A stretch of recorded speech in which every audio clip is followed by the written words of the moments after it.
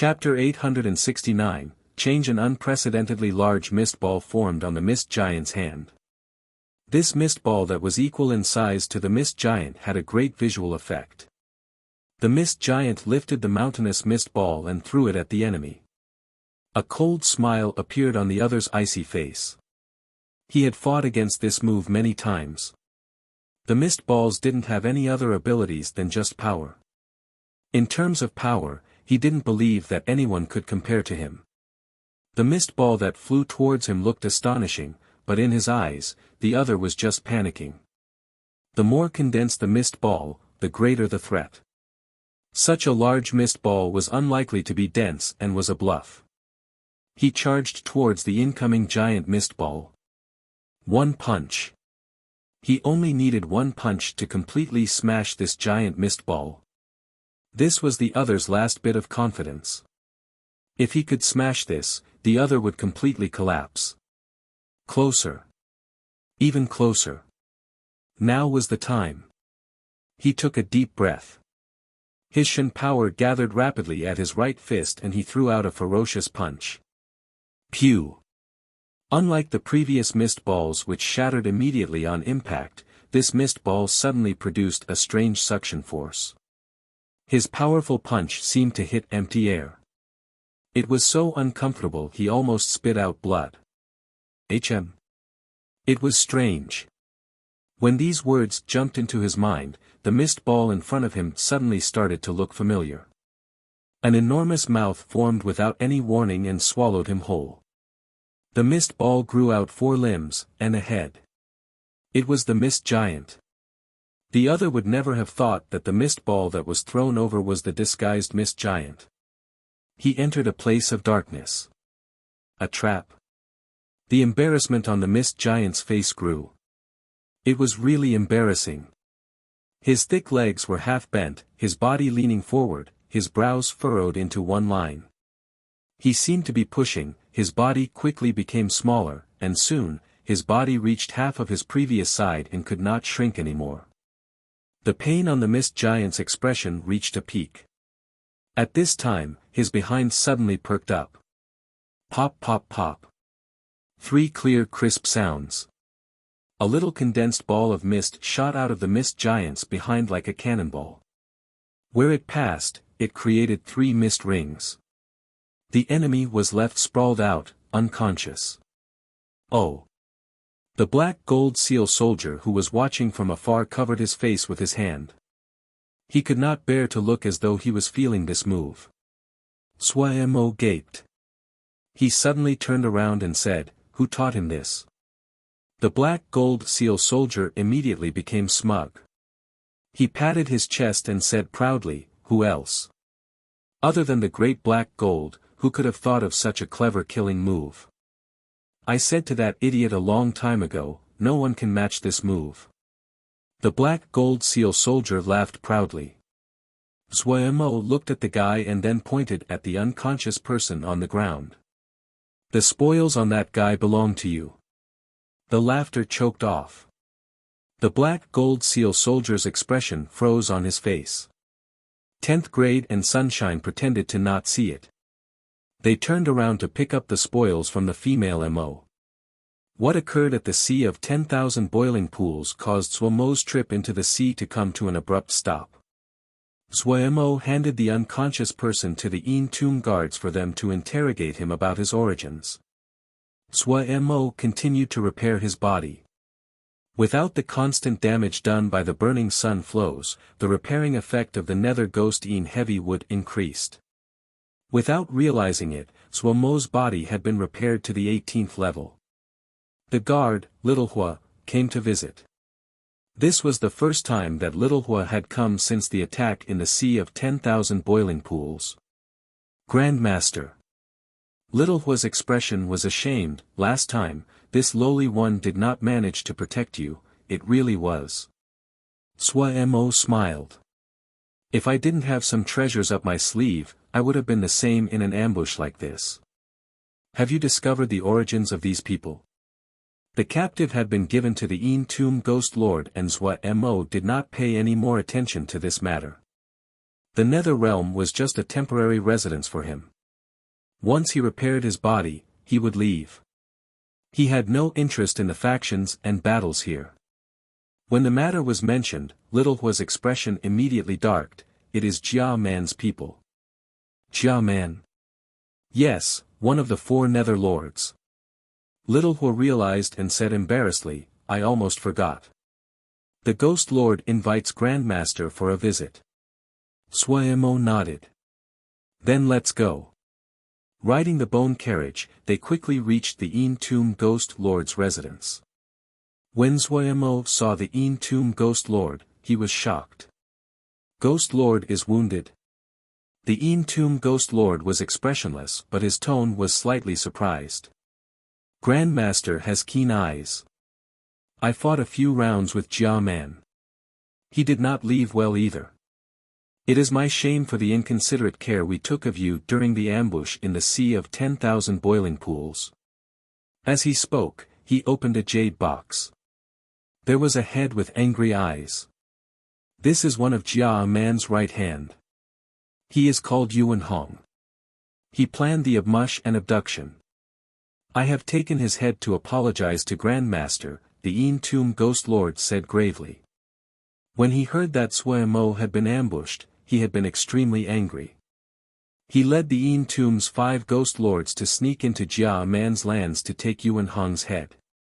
However, they also paid a heavy price. Including the Tomb Ghost Lord, 3 of them were wounded. There is no need to be so. Suemo increasingly felt that the Tomb Ghost Lord was a good person. He was quick to repay favors and slights, had honor, and was decisive in his actions. The Tomb Ghost Lord said in a grave voice, Jia Man is a person of great cunning and endurance. He is an insurgent. King is not in a good state recently. Jia Man is restless. This conflict between Tomb Guards and Eastern Nether Mansion could not be avoided. Fighting is about to start. Suemo listened silently. The Eastern Nether Mansion has desired the 10,000 tombs of the Netherworld for a long time. However, the king was worried and had me guard this place. Suemo asked curiously. Why does he want the 10,000 tombs of the underworld? This is the homeland of the king, the Tomb Ghost Lord explained. King is of mysterious origins and has always searched for his homeland. Then he found the 10,000 tombs of the underworld. The rumors say that the 10,000 tombs of the underworld hides the king's cultivation inheritance. Suemo's interest in this nether king immediately grew. The 10,000 tombs of the underworld was very mysterious. No matter if it was the Billion Bone Peak, or the Sea of 10,000 Boiling Pools, they were all mysteries. Jia Man is so daring. Suemo couldn't resist asking. The Nether King was not in a good state recently, but the 10,000 tombs of the underworld was the homeland of the Nether King. It was still a taboo to attack the Nether King's homeland. Jia Man is very smart. He will not take it all for himself. The Ghost Lord shook his head. An MO is loyal to King, but a problem occurred during cultivation. The West Jail Mansion cannot protect itself. Yuzhou of South Abyss Mansion sways whatever direction the wind blows. Hai Xian Bing of Northern Plains Ice Mansion has always been at odds with the Tomb Guards. Even if she wanted to clean up the situation, she will only act after we fight with Jia Man. Which of you is stronger? Suemo asked directly. Jia Man is stronger, the Ghost Lord said honestly. Jia Man's Eastern Nether Mansion is the strongest of the 4 Nether Lords. The Tomb Guards are weaker than the 4 mansions, and we are much weaker than Eastern Nether Mansion. However, Jia Man did not think that I would take precautions against him more than a decade ago. Is there anything I can help with? Suemo did not want to interfere in the inner conflict of the Nether Realm. However, the Nether Ghost Heavy he needed was still reliant on the Tomb Ghost Lord. He did not want the Tomb Guards to be defeated. Many thanks, Grandmaster. If possible, I want to ask Grandmaster to first forge a batch of suitable Shin equipment. The matter of the Shin device can be put to the side for now. The Ghost Lord did not mask his intentions regarding this meeting and immediately made his request. All right. Swa-mo briskly agreed. Leaving the Ghost Lord's residence, Swa-mo said to Little Hua, to the fire cemetery. Ever since Swa-mo taught the forgers to cultivate ghost fire, the activity in the fire cemetery cooled down. There were not many people to be seen and only those pillars of fire were left. Since Swa-mo had promised the In Tomb Ghost Lord to forge a batch of Shin equipment, he decided to complete it as soon as possible. All kinds of materials flowed towards the fire cemetery. The news that Grandmaster was about forge quickly spread in the 10,000 tombs of the underworld. Those forgers that were searching for ghost fire or refining ghost fire stopped what they were doing and hurried over. The surrounding mountains were filled with people. They looked curiously at the fire cemetery at the bottom of the valley. It was a rare opportunity to see a Grandmaster forge. Bone carriage after bone carriage filled with materials transported all kinds of materials in a stream. It had not stopped for days. Ming Hong, how many carriages? Someone asked. 112. Ming Hing immediately gave an accurate number. What does Grandmaster want to do with so much materials? How could he use up so much materials? Shut up. Just keep watching. The discussion and speculation did not stop in the crowd. No one understood. What did Grandmaster want to do? Ming Hong did not participate in the discussion. His gaze was locked onto the Grandmaster. Grandmaster's figure continued to pass through the pillars of fire. The materials were piled up like a mountain nearby. When Swa-mo examined the cemetery, he couldn't help but sigh. It really was a good place to forge. The earth fire here was a good grade and the earth fire was almost unimaginably abundant. There was an ocean of earth fire under the fire cemetery. The only detrimental aspect was that there were too many impurities in it. However, this was nothing for Swa-mo. In his eyes, the fire cemetery was a great cauldron that the heavens had created. The abundant earth fire, the numerous fire openings, this could become a great forging place. However, before that, he needed to set up. Swa-mo had a plan. He did not hesitate. With a wave of his hand, many materials floated out of the materials pile. The materials that flew out formed a line in the air and entered the flame in Swa-mo's hand like birds returning to the next. It almost didn't take any effort for the Sun Shin fire to forge these materials. The forging was completed in a blink. The materials passed rapidly through the Sun Shin fire. When they did, their appearances changed completely. They were like phoenixes that went through their rebirth. They went from dull to glowing, and flashed with eye-catching light. They drew out bright and grand streaks of light in the air and landed in every corner of the fire cemetery. The flame in Swa-mo's hand seemed able to turn something rotten into a wonder. The rays rained out from his hand. Trees of fire with silvery flowers stole the gazes. The people on the mountains and the surrounded were speechless in shock. Chapter 870, Fire Cemetery. As the beautiful streaks of light entered every corner, the fire cemetery started to change. Quick, look at that fire pillar, someone shouted.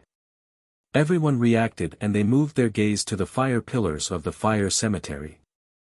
One of the bright red fire pillars that erupted from the vent was rapidly becoming transparent and deep blue. The surging fire pillar was like a tamed beast. It was much calmer, the pillar was thinner than before, but the flames were clearly more concentrated. Even from a long ways off, people could clearly feel that the temperature of the deep blue fire pillar had increased greatly. Soon, another pillar of fire turned deep blue. One after another, the fire pillars in fire cemetery became deep blue and clear. The temperature of the air increased greatly and those that were weaker started to feel sweat flowing down their backs. However, no one left. They did not dare to move their eyes away. At this time, almost everyone knew Swa-mo's intentions.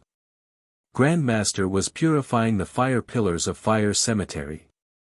Materials flowed like water through the flames in Grandmaster's hand and became bright rays of various colors lit up on Grandmaster's right hand, as the hand made all kinds of profound movements. His movements flowed easily, were pleasing to see, and so beautiful that people were unconsciously entranced. The entire process continued for about 2 hours. The Fire Cemetery was now completely transformed.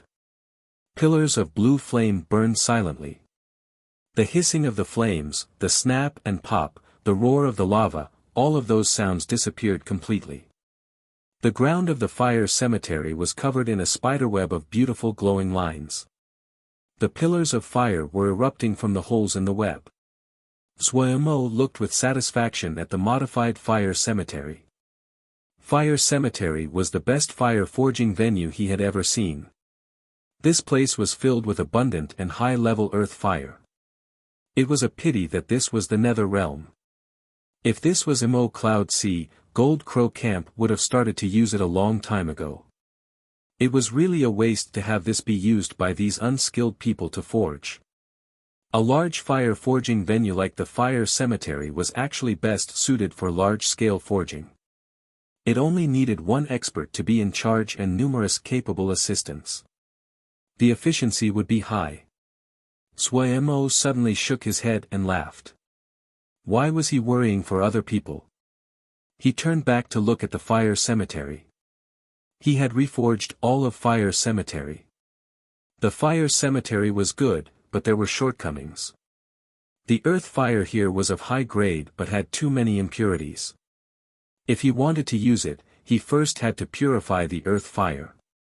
Xuemo was experienced in this. He had designed a fire element seal formation so that before the earth fire erupted out of the ground, the impurities would be filtered out. He based this seal formation on some Shin glyphs and the effects were outstanding. There were 300 fire pillars in Fire Cemetery. 300 deep blue pillars of fire stood in rows. While they were not as astoundingly loud as before, they caused people to feel an indescribable power. The forgers that were watching from the mountains were overcome with excitement. Where had they ever seen such incomprehensible forging before? Low-level forging like this was almost effortless for Xuemo.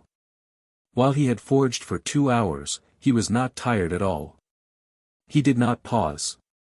He waved his hand, and the mountain of materials behind him floated into the air as though they were held by an invisible hand. Xuemo shouted, "Go!" Whoosh! The materials that had floated up turned into 300 slender flows, each of which entered a pillar of fire. Xuemo did not stop or hesitate. He waved his hand again. Another pile of materials flew into the air, split into 300 portions and then entered the 300 pillars of fire. When the materials entered the pillar of fire, they would quickly melt and turn into liquid. Mountain after mountain of materials disappeared into the pillars of fire at astounding speeds. In a flash, half of the materials around Xuemo had disappeared. The pillars of fire were clear and blue. People could clearly see the liquid floating inside the pillars. Inside every pillar of fire was a ball of liquid that was about the size of a basket. The ones that floated in 300 pillars were exactly the same. If people had been entranced before, now they had stopped breathing. Everyone had expressions of disbelief on their faces. Did Grandmaster want to forge 300 articles at once? While they still didn't know what Grandmaster wanted to forge, but the balls of liquid in each pillar were the same. It was clear that Grandmaster wanted to forge en masse. This was not possible. Many people unconsciously stopped breathing.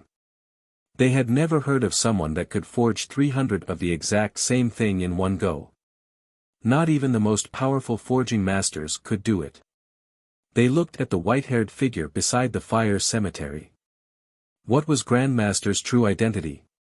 Xuemo's attention was focused. While these pillars of fire had been purified, they were not his Sunshin fire and was not as easy to control. He did not need great effort to use Sunshin fire. He could only use these pillars of fire as cauldrons. Zuemo had only used cauldrons a long time ago back on Wukong Mountain when he used them to forge Dan. But for Zuemo at present, the one method was applicable to all. This was not the problem.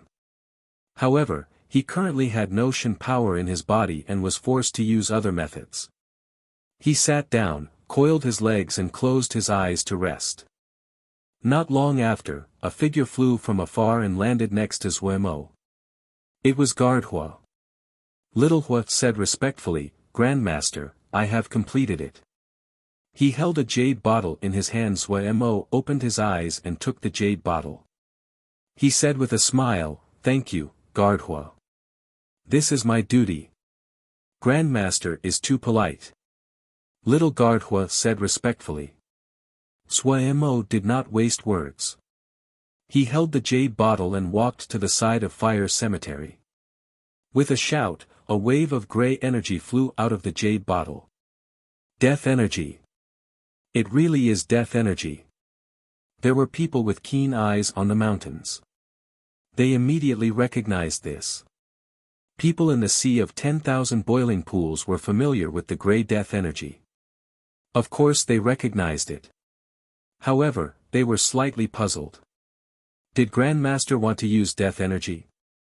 People had tried to forge using death energy in the past, but they found that when death energy was added into earth fire, if there was too little of it, it would quickly disappear, and if there was too much, it would cause an explosion. Zuomo's expression was grave as he beckoned with his right hand. What flew out this time was a batch of bones. Ming Hong recognized them. These ashen white bones were shrieking bones. The shrieking bones were an unique product of the 10,000 tombs of the underworld. The bones were very unique. If one stepped on them, they would give off dissonant shrieks. The reason that the shrieking bones made sounds was because they held a remnant of a fiend's soul. Over time, it would form something like a bone spirit. However, the bone spirit that was produced was so weak there almost wasn't any use to them. Due to this, the bones were not worth any money. If one wanted to train it to become a little ghost, the cost would be more than just buying a little ghost. If this was any other place, people might still buy shrieking bones. But in the 10,000 tombs of the underworld, bones were the most worthless thing. Shrieking bones were also the same. Darren was using shrieking bones. Everyone was astounded and their eyes went wide. Did the shrieking bones contain some secret? No one knew that on the mountain peak, there were also a few pairs of eyes watching all of this. Shrieking bones. This person's method is very strange. Si-Du, who was completely green all over, had an expression of puzzlement. Shrieking bones were so common. They could be seen all over the 10,000 tombs of the underworld. Si-Du's green complexion was slightly fainter. He was one of the 3 that had been wounded among the 6 that had went to Eastern Nether Mansion. Interesting. Gu Wushuang's eyes flashed with ghost fire. He was extremely curious. Death poison, Sandwoman's nether sand is in his possession, Buru Mian rumbled, but be prepared to trade for it with your best treasures. Boss said that no one can touch Grandmaster. Buru Mian and Si-Du were good friends, so he called the other death poison. Sandwoman's nether sand. Si-Du's eyes lit up. The sand would be of great help to his recovery. If he could get the nether sand, his wounds wouldn't just heal, he might grow even stronger. Suddenly, Mo Ru said, "How did he kill Sandwoman?" Everyone's attention was attracted by this question. Everyone had been astounded by that battle. If it was an ambush from Sandwoman and Traveler, any one of them would not have been able to survive it. It was not the first time they fought Eastern Nether Mansion. Sandwoman and Traveler were equal in strength to them. But the ambush by the 2 didn't just fail, one of them died in the battle while one was captured alive. They were in disbelief over the result. In other words, if 2 of them went to sneak attack Grandmaster, it was likely the same outcome. Everyone's gaze gathered on Buru Mian. He had been the closest to the ambush. Buru Mian's muffled voice came through the cloth. "Don't ask me, I don't know. I was fighting with Lin Wei at the time. However, I did not feel any vibrations from their fight. Grandmaster might have used an underhanded move. The group could accept this explanation. They did not have any doubts that Grandmaster was a great craftsman. It would be strange if a forging Grandmaster did not have some treasures up his sleeve. Humph, if you have energy, focus on recover. We cut off Yuan Hong's head, Sand Woman and Traveler are both dead, Lin Wei was heavily injured, Eastern Nether Mansion will not accept this. They will definitely gather their forces quickly and come here, He Wu said coldly. Lin Wei's wounds are not light. He dared to fight against me in the sea of 10,000 boiling pools, he is really tired of living. Buru Mian's eyes flashed with vicious light. Do you think that if we asked Grandmaster to forge Shin equipment for us, he would agree? Si Du suddenly said. His eyes were murderous. Who among us doesn't have some treasures? If we do not use them now, should we keep them to benefit Eastern Nether Mansion after they kill us? This was what everyone was thinking about. This battle this time would only end with the fall of one side. There was no going back. They did not say it, but they all knew it. Eastern Nether Mansion was stronger than the Yin Tomb guards. Their chances of victory were not high. Let's do this. Buru Mian said briskly. All right. He Wu said. Yes.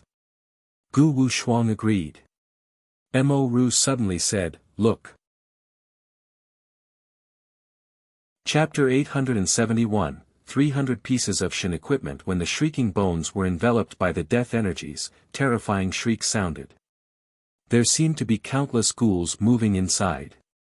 If this scene appeared anywhere else, it would frighten the spectators, but for the Yin Tomb guards, they were immune to things like ghosts. They widened their eyes and didn't dare to divide their attention. They wanted to see what Grandmaster could do with the shrieking bones. The thick death energy roiled. Suo Mo's jade bottle seemed to be bottomless. The death energy showed no signs of slowing. The grey death energy was like a thick grey mist that wrapped around the shrieking bone and twisted in the air. The death energy continued to permeate the shrieking bones. The shrieking bones trembled slightly. The shrieks became even higher pitched and dissonant to hear. Mo Ru and the others were astonished. They could clearly feel the evil power contained in the shrieks. Compared to before, the shrieking bones were at least 3 grades higher. Those in the surroundings that were weaker would easily become irritated by the sound. They would feel nausea, and might even feel as though they would faint. Everyone was surprised that the death energy's effect on the shrieking bones was so evident, especially Gu Wu Shuang. The balls of flame flickered wildly in his eye sockets. He was clearly very interested. Such a common material like the shrieking bones had such potential. If they could use it, it would be a great matter to the Yin Tomb guards. Suo Mo did not know what other people were thinking. His expression was focused. Right now, he had no Shin power in his body. The only things he could rely on were his god-level cultivation and his practiced forging skill. Without Shin power, he could not use many of the normal methods. He could only think of other ways. Fortunately, he had learned many things. He knew some of the Shouja forging, the Mo weapons of the Mo and even the creation of the Yao cores. He even knew some things about the ancient sacrificial altar arts of the ancients which had disappeared long ago. At this time, countless patterns quickly appeared under the death energy ball and formed a round formation. No one observing could understand this seal formation. Even in the Shouja world, not many people would understand it. The round formation was actually a sacrificial altar. When the round formation lit up, the death energy also lit up, the death energy suddenly turned black and the wails increased in volume. Evil sound vibrations that could not be seen spread outwards. The 300 pieces of shrieking bones had changed appearance dramatically.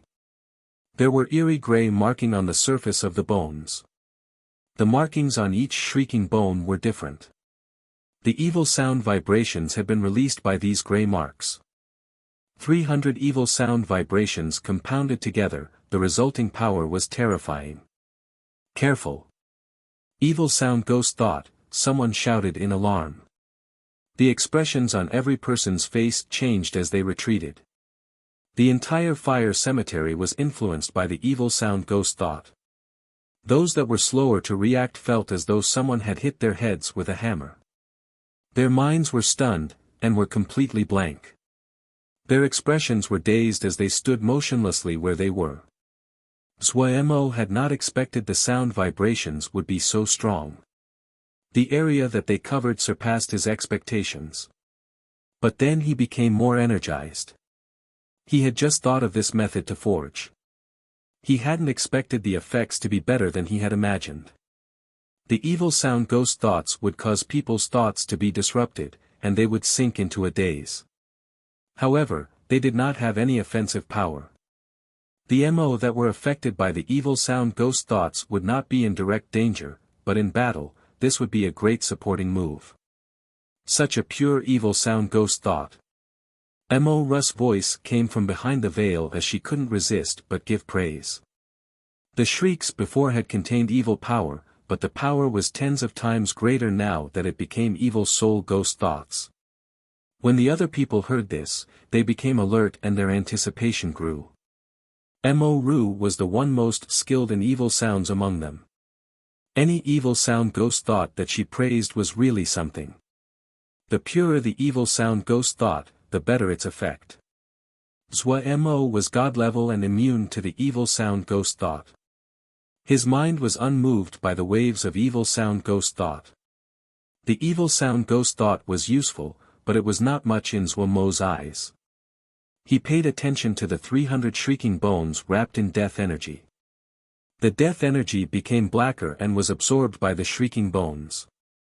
When the death energy was completely absorbed, there were only 300 shrieking bones left floating in the air. The shrieking bones had become inky black with a faint gray mark on the surface. The marks on each bone was different. Zhuemo was filled with joy. His thinking had been correct. Forge vitality from death energy. This was the most important part of his forging today. These 5 words were his greatest gain. Both the nether ghostine heavy wood and the shenwood coffin absorbing death energy had provided him great inspiration. Life and death were opposites, but they could turn into each other like the yin and yang of the world. In the past, he had enough power, he did not need to extract power from life and death. But right now, facing the problem of the 5 sealed coffins, he had spent a decade pondering life and death. The nether ghostine heavy wood and the shenwood coffins nourished by death energy had given him great inspiration. In ordinary situations, if one wanted to nourish vitality, they only needed to strengthen the vitality itself. But when vitality was weak and about to die, one could not absorb vitality. At that time, one could seek life from death. When the death energy reached a concentrated level, vitality could be forged out of it. This was forging vitality from death energy. The marks on these 300 shrieking bones were the bits of vitality that Zhuemo had forged out of death energy. The bone spirits inside the shrieking bones absorbed the bits of pure vitality and immediately changed. Success. After searching for so many years, he finally found the way to awaken eldest Shixiang, Ague, and the others. Zhuemo forced down his joy. He took a deep breath. There was still a step that needed to be completed. He pointed into thin air. The 300 shrieking bones exploded and streamed into liquid in the pillars of fire. When the shrieking bones entered the liquid, the pillars of fire and the liquid trembled violently. The surfaces of the balls undulated vigorously, there seemed to be countless worms crawling inside them. The evil sound ghost thought suddenly became excited and shot into the surroundings. Clear ripples even appeared in the air. The evil sound ghost thought reached an extremely strong level. Pain appeared on the face of little guard Huo beside Zhuemo. He was the closest, and inside the range covered by the evil sound ghost thought. However, he was not willing to retreat and could only endure it. Nearby, Zhuemo was not affected by the evil sound ghost thought at all. His body was upright. Only his snowy white hair flew in the wind. The liquid within the pillars constantly moved and changed shape. It's taking shape. Si-Du exclaimed. Seems so. Buru Mian's eyes were bright. It appears as though it's becoming armor.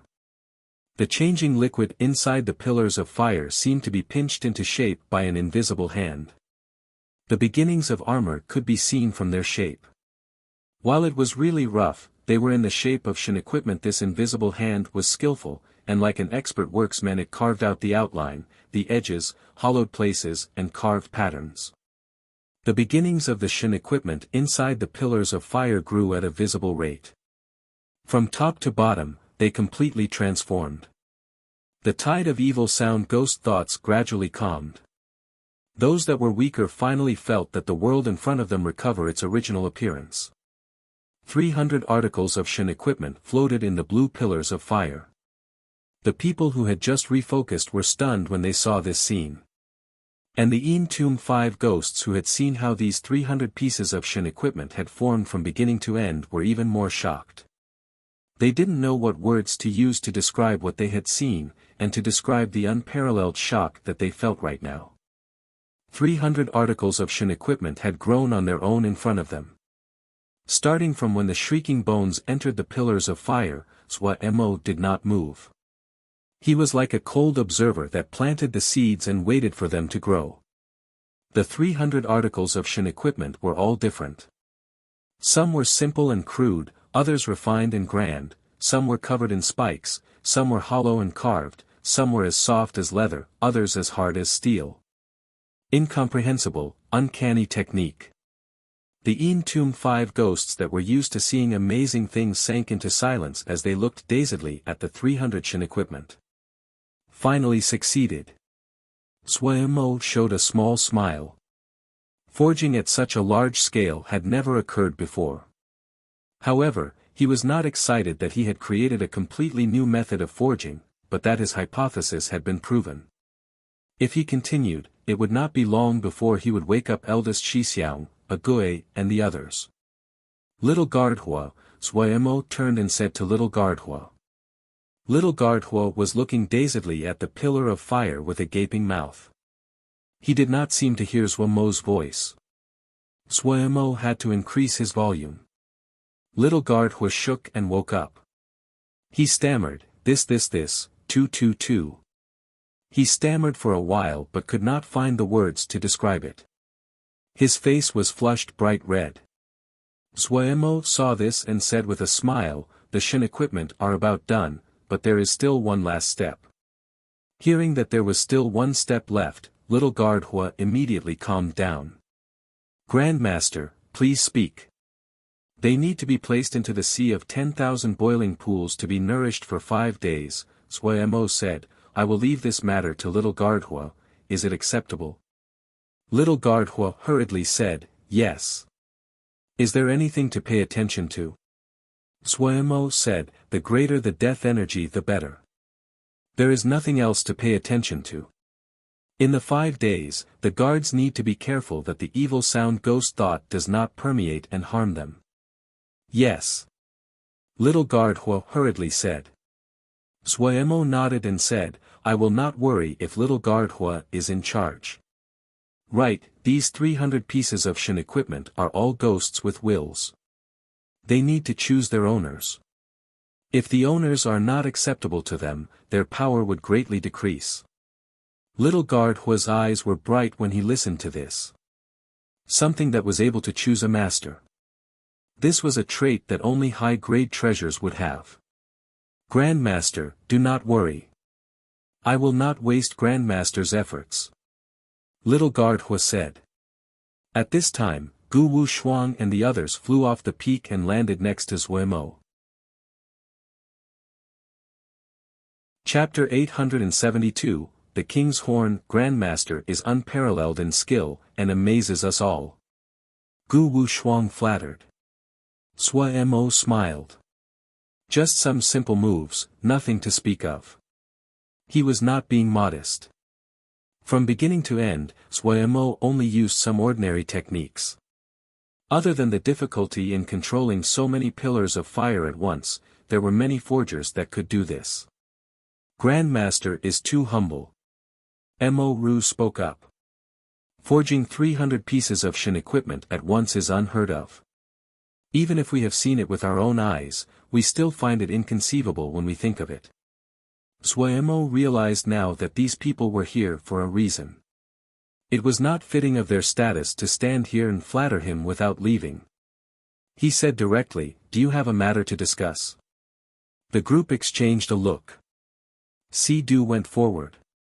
"Would Grandmaster trade for the nether sand you have?" "Nether sand?" A handful of black sand floated in Mo's hand. "This thing?" Si-Du's eyes lit up as he nodded repeatedly. "Yes, exactly." Mo nodded.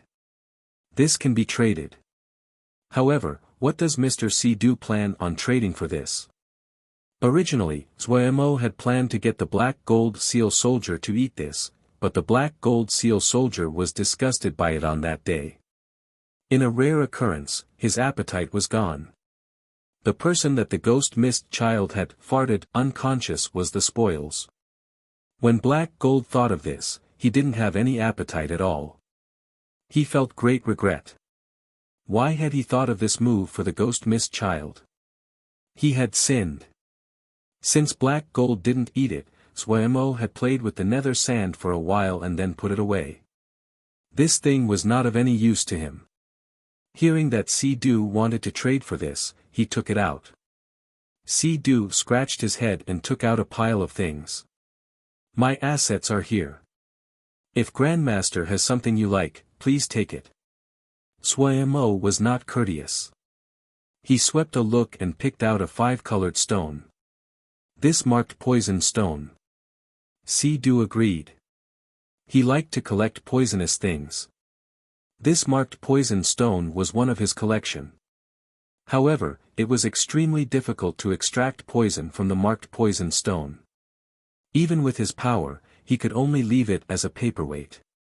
It was not as practical as the nether sand. Mo then said, "The marked poison stone is rare. I will not let you have a loss. You can pick one of these things." Mo took out some of the things he forged out of his ring.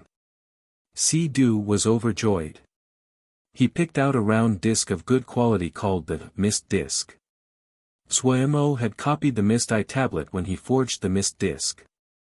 Because this was something he used to practice, the materials used in it were ordinary. However, Mo's present skill was unordinary. While the materials were ordinary, the quality was still outstanding, and Si-Du picked it at a glance. With a good beginning to the trades, everyone else became confident. Buru Mian rumbled. "Could Grandmaster forge a piece of Shin equipment for me?" Then he took out all of his wealth, and displayed all of them as though he wanted Mo to pick as he wished. Mo suddenly understood. He did not refuse and he looked in interest at Buru Mian's collection. Experts like the Yin Tomb 5 ghosts were in the top tier of experts of Nether Realm. In Nether Realm, the Nether King was undoubtedly the strongest, followed by the 4 Nether Lords and the Yin Tomb Ghost Lord. These 5 were of the same level. Then it was the Yin Tomb 5 Ghost and the generals of the 4 mansions. They were at approximately the same skill level. So the collections of people like the Yin Tomb 5 Ghosts were astounding since they were at a relatively high position on the food chain of Nether Realm. Unlike Si-Du who preferred to collect poisonous things, Buru Mian's collection was comprised of nether items. Strange corpse cloth, ghost fires that flickered, a complete zombie. There were also various kinds of zombies, black-furred, green-furred, red-furred and so on. There were dozens of those and Mo gaped at them. The others exchanged a look and then took out their collections. Gu Wushuang's collection could be called the complete collection of all kinds of skeletons and bones. 10,000 fiend bones, snow flower bone, black marrow skeleton, jade skeleton. He Wu's collection was one that could frighten people to faint. A dragon heart that was still bleeding and beating. A tendon that twisted and squirmed like a snake. Strange balls of blood that gave off a strong metallic tang. Mo almost thought that this person was a butcher. In comparison, Mo Russ' collection was much more normal. A long horn that would produce low notes on its own, a spiraling stone, tree bark with burnt marks and could float. See due to a look. Ooh, everyone was serious. Then he hurriedly took out a few more things with pain on his face and put them in front of him. His actions immediately attracted the disdainful gazes of the others. Everyone is very wealthy. Mo chuckled. The five smiled as well, but they were clearly feeling pained. It had taken them great effort for them to collect these treasures. However, when they thought of the hard battles that were about to occur, the pain faded. What was more important than their lives? If they weren't alive, these things would naturally belong to other people. Grandmaster, please pick as you wish. The five said in unison. Mo laughed. However, he had to admit that this broadened his vision. The nether items that these people collected were the best of the nether items. The Tomb Ghost Lord was probably the only one that would have a better collection. Naturally, Mo would not be polite. His eyes were experienced. He did not know the names of some of these materials, but when it entered his hand, he would know their attributes and uses. The merging of his god-level cultivation and his experience of the top materials in the endless void caused him to be unrivaled in this area. Mo chose that jade skeleton from Gu Wu Shuang's materials. When Mo picked the jade skeleton, he heard the sound of Gu Wu Shuang grinding his teeth in pain. It took many years for a skeleton to turn into jade, and the special environment that could form this was rare. This jade skeleton was the best of all the skeletons he collected. Mo planned to give this jade skeleton to Lon after he returned to Mo Cloud Sea. That guy's body was incomplete and this jade skeleton was suitable to replace the lost bones. Mo unhesitatingly chose the dragon heart from Hei Wu's collection. Truthfully, he had picked out the dragon heart at first glance. The dragon heart was extremely strong in vitality, and this dragon heart was still beating. When Mo touched it, he immediately felt a great abundance of vitality. Eldest Shixiang. If he put this dragon heart into Eldest Shixiang's body, how powerful would Eldest Shixiang's body become?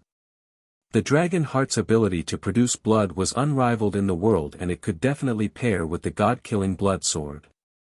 Abundant vitality, unrivaled and powerful resolve, an imperishable fighting will, a sword essence that was at the peak.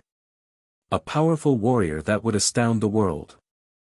Mo was excited just thinking about it. Eldest Shixiang, Lin Qian will be for you.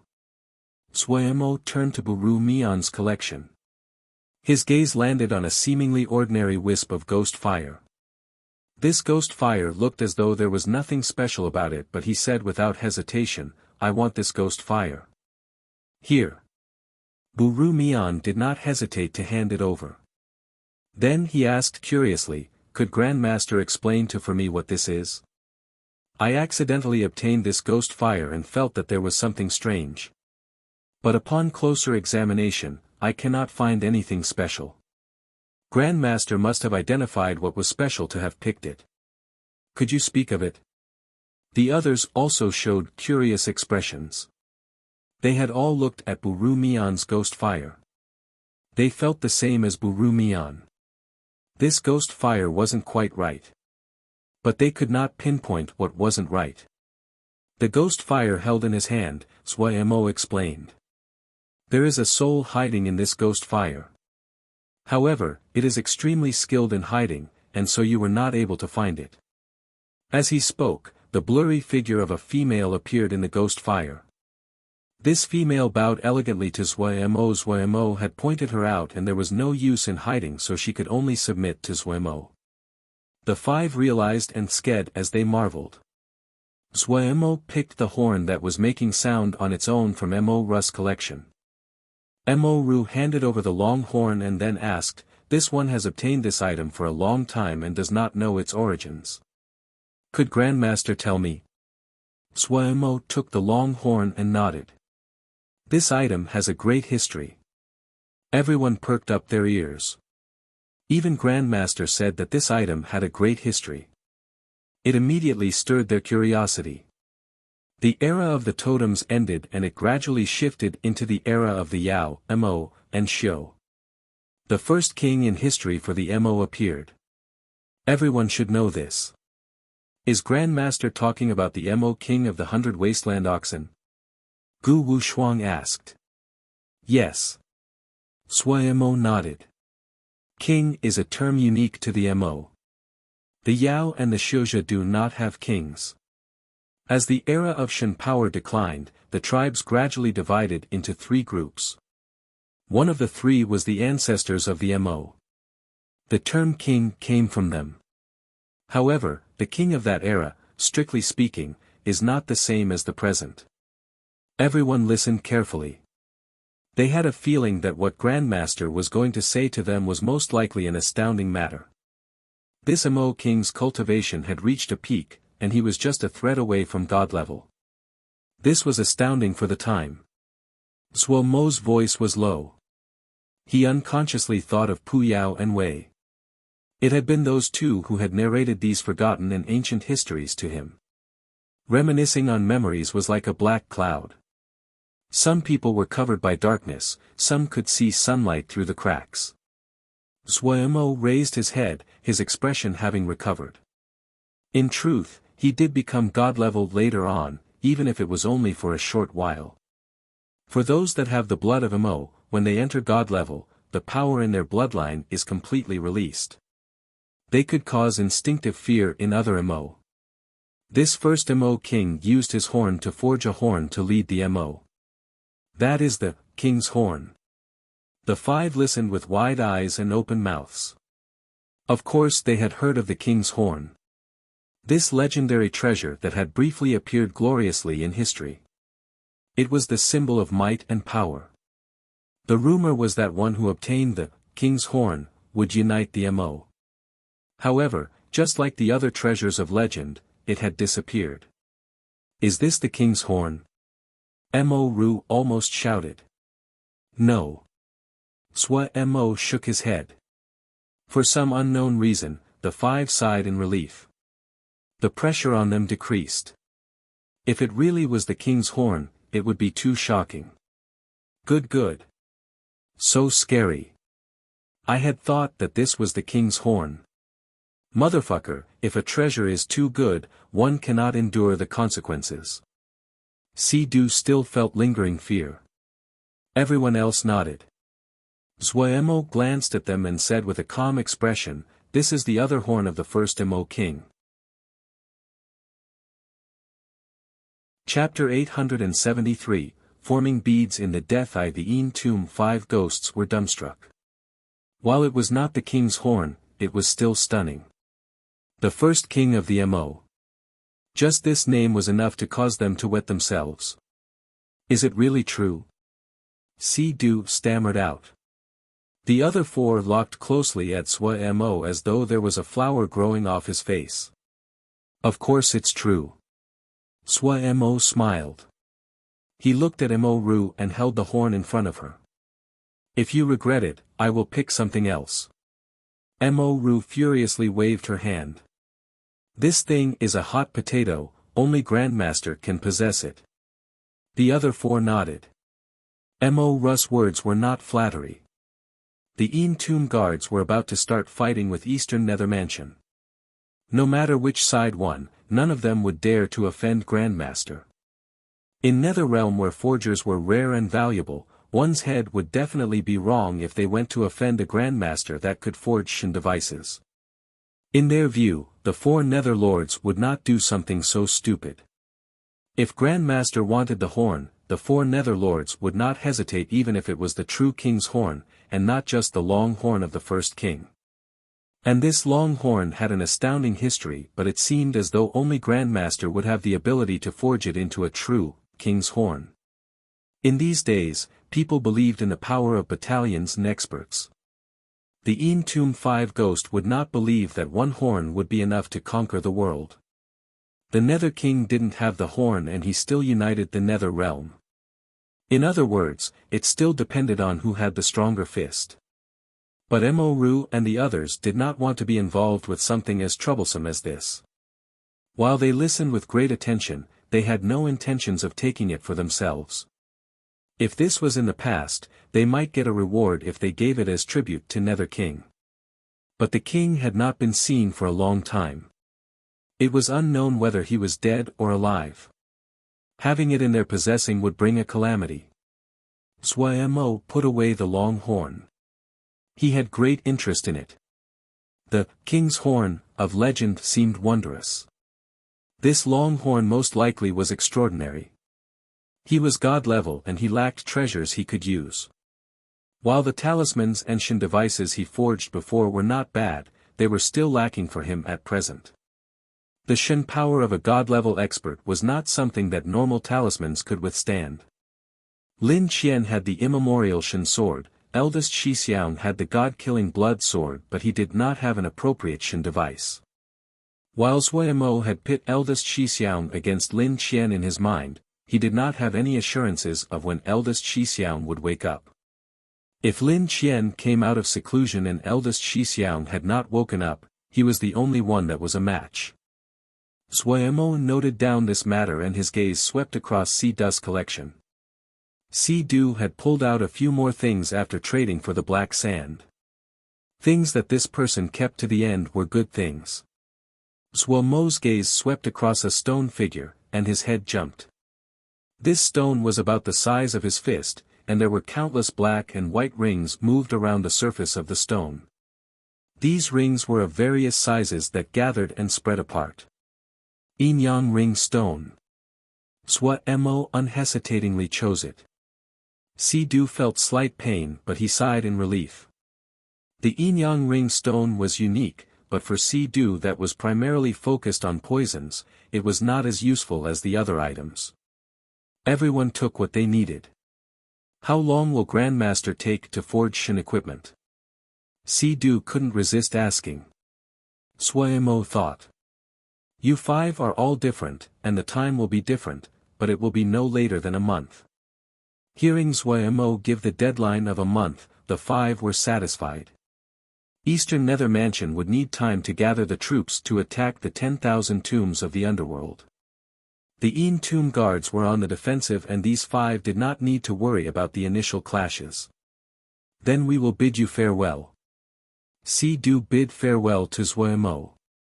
He desperately needed to find a place to refine the nether sand he just obtained. Recovering from his wounds was the right choice at this time. The others also bid farewell. With a great battle coming, they needed to prepare many things.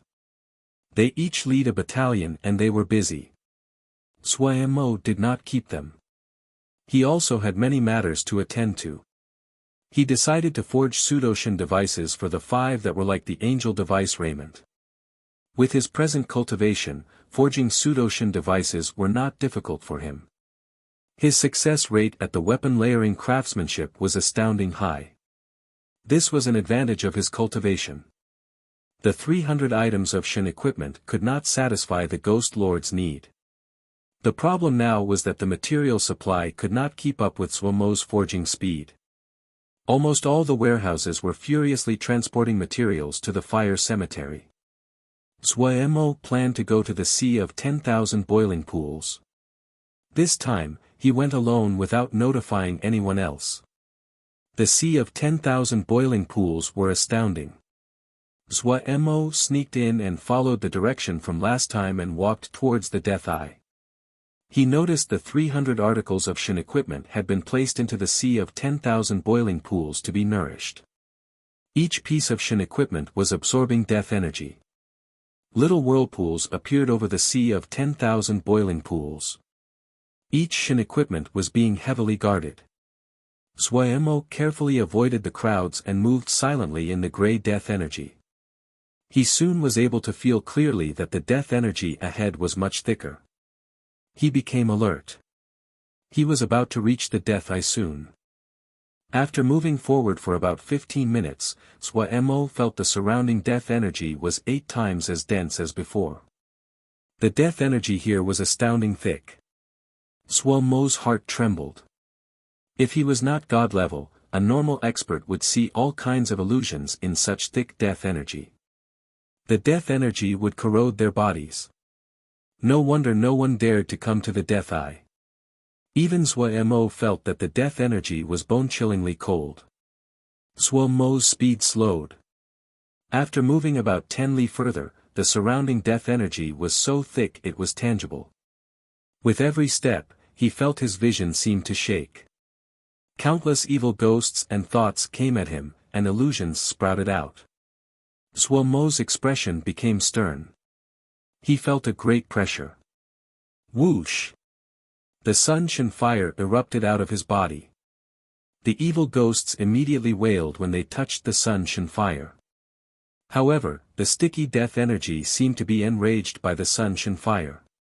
They roared and roiled as waves of death energy moved towards Suo Mo's expression changed slightly.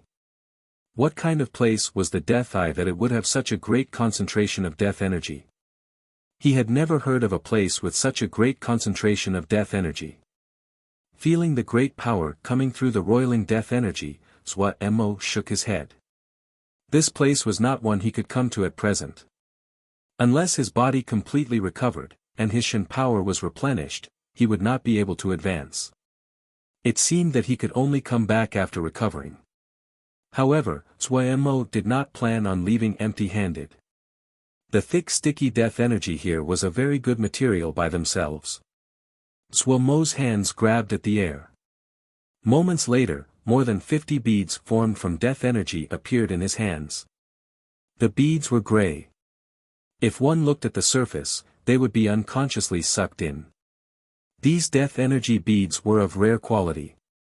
After forming 50 death energy beads in succession, a hint of exhaustion flashed across Suo Mo's face. He was startled. The death energy here was so thick it was incomprehensible.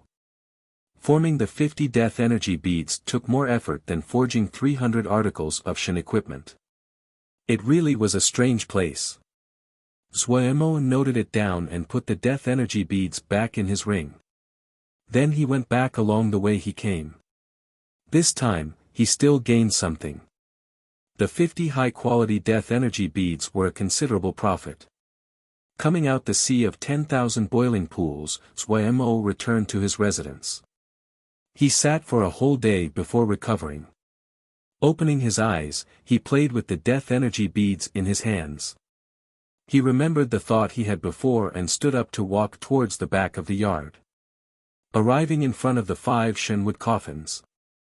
As expected, the death energy in 5 death energy pools were halved. Suo Mo thought and then took out a death energy bead to throw into one of the death energy pools. Boom! Surging death energy erupted. The shenwood coffins suddenly lit up and started to absorb the death energy that had come out. Suo Mo touched a shenwood coffin and closed his eyes. The death energy was quickly permeating inside the coffin. Because the death energy was in high concentration, after it met the vitality of the shenwood coffin, the base shin power produced was 3 times stronger than before. Suo Mo became excited. The conclusion he made after repeated consideration in these past days was that enough base shin power would allow everyone to wake up.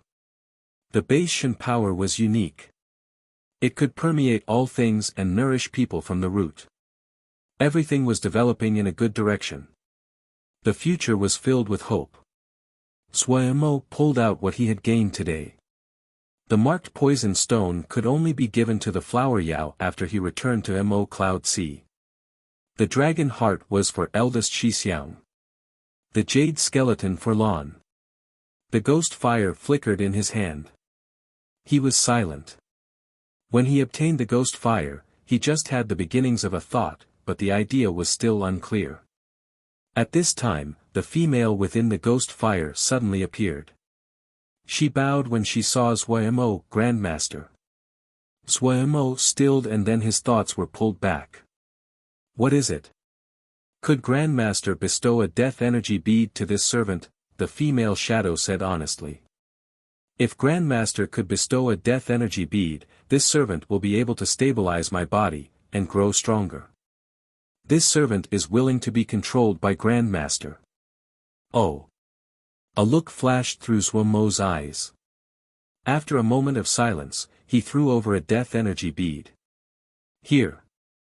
The ghost fire female was overjoyed. The ghost fire flickered and wrapped around the death energy bead. The green ghost fire immediately had a faint tinge of gray. This servant needs multiple days to absorb the death energy. Grandmaster, please forgive me. The female figure wavered. Go, Zhuo said. The female figure bowed again and then disappeared. Zhuo thought to himself and then put the ghost fire back in the ring. He took out something else. The yin-yang ring stone. When Zhuo saw this item, the first person he thought of was Luo Li. Yin and yang coexisted on this stone. If this stone was forged into a flying sword, the best form would be two swords chained together, and would be most suitable for Luo Li and Wo Li. As Zhuo's understanding of life and death increased, he saw the connection between Wo Li and Luo Li more clearly. If Wo Li did not die, then Luo Li would not perish. The two were truly a pair that would live and die together. If this stone could be forged into a yin-yang paired chain swords, when the two woke up, their power would go up another level. Carefully putting the yin-yang ring stone away, Zhuo picked up his biggest gain of the day. The long horn, the horn of the first Mo king. Zhuo's hand caressed the patterns on the surface of the first Mo king's horn. He took a deep breath and his mind slowly sank into it. Chapter 874, Change. Just as Zhuo's mind came into contact with the horn of the first Mo king, the horn shook. Zhuo felt as though his ears were filled with the sound of the horn. This moaning horn seemed to have a magical power to reach people's minds. Zhuo's body uncontrollably trembled and the blood in his body suddenly turned hot. Zhuo jumped in fright. As expected from the horn of the first Mo king. With his god-level cultivation, he was still unable to withstand its power. At this time, the dark gold bead inside Zhuo's body suddenly lit up. Packed sunshine glyphs appeared on the surface of the ball. It was that drop of golden bone marrow that Zhuo had extracted from the dark gold femur of the ancient expert. Stimulated by the horn of the first king, it immediately activated. Its power that was mixed with burning sunshine flow quickly spread into Zhuo's limbs. Zhuo's mind quickly calmed down. However, the change just now still frightened Zhuo. He found that he was acting far too rash. His body had not recovered. If he encountered danger, there really would not be anyone that could save him. He had been too rash. Zhuo was still full of fear. At this time, the light released by the dark golden ball was stopping the horn. Zhuo couldn't resist but examine it. Zhuo had never seen these shin glyphs on the inside the horn. Zhuo believed some of the rumors now. The sound of the horn caused the blood inside his body to suddenly heat up. He had the blood of a Mo. Did the horn of the first Mo king truly possess the ability to use the power of Mo blood? Even though Zhuo was used to seeing all kinds of treasures, he still found it incomprehensible. It was common knowledge that the bloodlines of the Mo contained great power. This was something that every Mo knew. But what really was the power that existed in their blood? No one understood. People only knew that the families that had ancient blood would have greater power in their blood than ordinary people. Also, the purer the blood, the greater the power of the bloodline. If there was an item that could directly control or affect the power that existed in the blood, it would be terrifying. Thinking back carefully, it seemed as though Pu Yao and Wei didn't know the location of the king's horn. Zhuo suppressed his shock and broke his mind free of the king's horn. Even though he now had god-level cultivation, there were still so many things to explore in the world. Zhuo opened his eyes.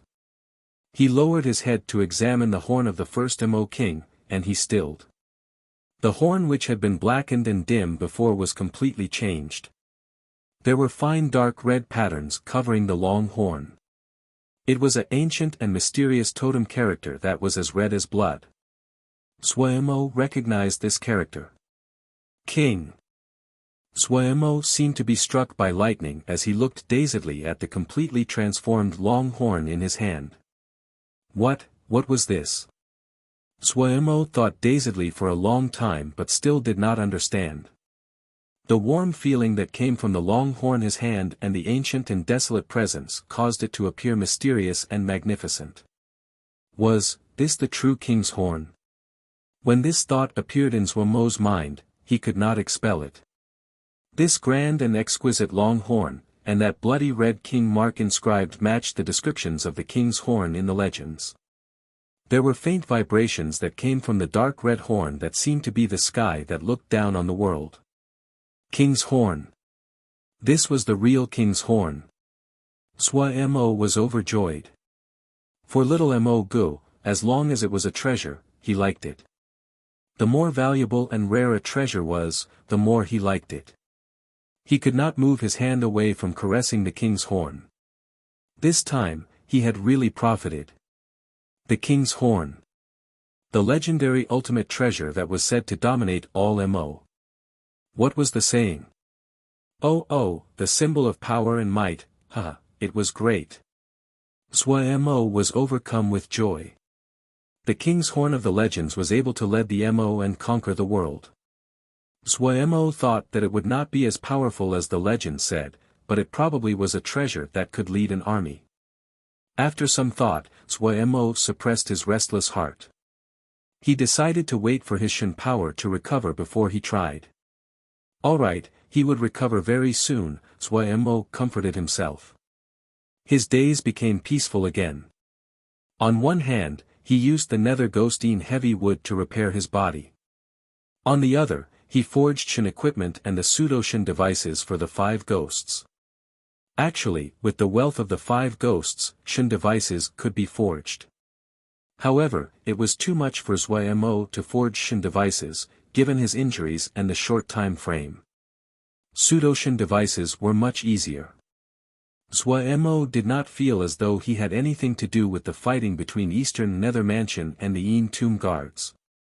Yet what he had not expected that he would be affected as well. There's no more nether ghostine heavy wood? Suemo frowned. The importance of the nether ghostine heavy wood did not have to be said. Without it, the time needed to repair his body would increase greatly. Little Gardhua had a distressed expression. Our business relationships with the outside have been cut off. Eastern Nether Mansion learned that Grandmaster needs nether ghostine heavy wood and they managed to buy it all first. We have used up all of our stores of nether ghostine heavy wood. This change immediately disrupted Suemo's plan. He asked gravely, what about the substitute materials? Eastern Nether Mansion got ahead of us as well, Little Gardhua said in a low voice. Everyone is preparing for war right now. The number of people going out to harvest has been reduced. The Yin Tomb Guards were greatly lacking compared to Eastern Nether Mansion in terms of doing business. While they had been searching to buy all this time, they did not manage to buy much, and Eastern Nether Mansion got ahead of them. I understand. Suemo nodded. Little Gardhua raised his head and opened his mouth to speak. However, he did not manage to say anything and left dispiritedly. Suemo's plan was completely ruined. He had healed to the 22nd level of 36 levels. There were still 14 levels to go. In terms of progress, this was fast enough. However, Suemo had thought that he would quickly recover, and hadn't expected to encounter trouble here. Little Gardhua had not lied. Materials like the nether ghostine heavy wood grew in extreme environments. Only experts would be able to harvest them. But right now, with the battle upcoming, the Yin Tomb Guards could not send experts to harvest nether ghostine heavy wood. As expected, the road to happiness was a bumpy one. Suemo did not feel restless. After wandering the endless void for a decade, he had learned patience. The Tomb Ghost Lord could not be relied on. But when he thought about it, the benefits that Swayamo had gotten from them surpassed what he had given. So even if there was no nether ghostine heavy wood, Swayamo still did his best to forge Shin equipment and pseudo-Shin devices for them. When the war finally started, Swayamo had forged about 3,000 sets of Shin equipment. This number astounded everyone who learned of it. 3,000 sets of Shin equipment. This used up most of the Tomb Guard's materials. The materials could not keep up with the progress. Something like this actually happened. The pseudo-Shin weapons of the Tomb 5 Ghosts were also successfully completed. Swayamo had forged 5 completely different pseudo-Shin weapons according to their specialties. While 10 years had passed, and everyone's average Shin power had risen a level, the number of Shin device raiments had not changed greatly, even in the Shouja world. The Shouja world was held back by a lack of materials, and the Yaoma were held back by a lack of skilled forgers. The Yaoma were not stupid. While they did not have top forgers that could forge Shin devices, they still did all they could to gather top-level materials. They would never sell them. Therefore, materials that could be used to make Shin device raiments would never appear on the market. This formed a unique situation. The forgers of the Shouja world were hampered by a lack of top materials. The Yaoma experts held on to their top materials. They were willing to let them rot rather than sell them. 5 pseudo-Shin weapons. In the Nether Realm, they were definitely top level. The power of the Tomb 5 Ghosts grew with them. Including the Tomb 5 Ghosts, the higher-ups of the Tomb Guard was filled with confidence in this war. They had 3,000 sets of Shin equipment that was akin to giving wings to a tiger, the Tomb Guard. Also, the 5 pseudo-Shin weapons increased their confidence. They were filled with reverence and awe toward Swayamo. They had never heard of anyone that could forge 3,000 Shin equipment of such quickly within 1 month on their own. It was terrifying. The existence of a person could change a war. Armed to their teeth, the Tomb Guards were filled with hope for the future. The only regret was the Tomb Ghost Lord. His plan to obtain a Shin device was ruined due to a lack of materials. At this time, no one was willing to sell top-level materials to the Tomb Guards. However, what comforted him was Swayamo still gifted him a pseudo-Shin device in thanks for the dark gold femur. After doing all this, Swayamo prepared to explore the death eye of the Sea of 10,000 boiling pools. There was not enough nether ghostine heavy wood, so Swayamo thought of another method. Since the nether ghostine heavy wood was useful because the death energy purified the strands of vitality, then he would try and do the same. While the effect might be as good as the nether ghostine heavy wood, but sitting around and waiting was not Swayamo's style. Creating life from death was a problem that Swayamo had considered for a long time, and he had learned some things. He wanted to try and see if he could forge life out of death. If he could succeed, no longer relying on the nether ghostine heavy good was just one of the benefits. It also meant that his skill in life and death would reach an unprecedented height for him. Creating life out of death. He needed to find a land of death. The first that Swayamo thought of was the death eye in the Sea of 10,000 boiling pools. There was no place where death energy was greater than there. Swayamo was a decisive person. After thinking about it, he felt it was plausible and decided to try. He arranged for Qing Shao to keep teaching the Wu clan members and to wait for him to return. Qing Shao was unhappy but accepted it. The pitiful Wu clan members did not know what they were about to face was the ghastly training arranged by a Qing Shao while he was in a terrible mood. Swayamo informed the Tomb Ghost Lord. The Tomb Ghost Lord tried to persuade him otherwise, but seeing Swayamo's determination, he did not persist. He agreed to look after Qing Shao and the Wu clan. The Tomb Ghost Lord had no attention to spare for Swayamo because the fighting at the front had become intense. All of Swayamo's attention was focused on this trip to the Death Eye. He made sufficient preparations. Silly Bird and all the other assistants were present to guard against the danger that had appeared last time. He was pulling the 5 Shenwood coffins himself. The Death Eye was the place that was best suited for the Shenwood coffins to be nourished. He believed that with the density of death energy at the Death Eye, eldest Shixiang and the others might wake up earlier. Just like this, Sua Mo dragged the 5 Shenwood coffins and followed his previous path towards the depths of the Death Eye. Chapter 875, Reunion. Dragging the Shenwood coffins with the little ones protecting him, Sua Mo's little group traveled through the sea of 10,000 boiling pools. With the start of the war there were far fewer people in the sea of 10,000 boiling pools. The enormous sea was quiet and Sua Mo did not encounter any people on their way. As they went deeper, the surrounding death energy became thicker. The 5 Shenwood coffins that Sua Mo dragged released faint light. The surrounding death energy was being sucked into the Shenwood coffins, turned into base Shen power, and channeled into the 5 people in the coffins.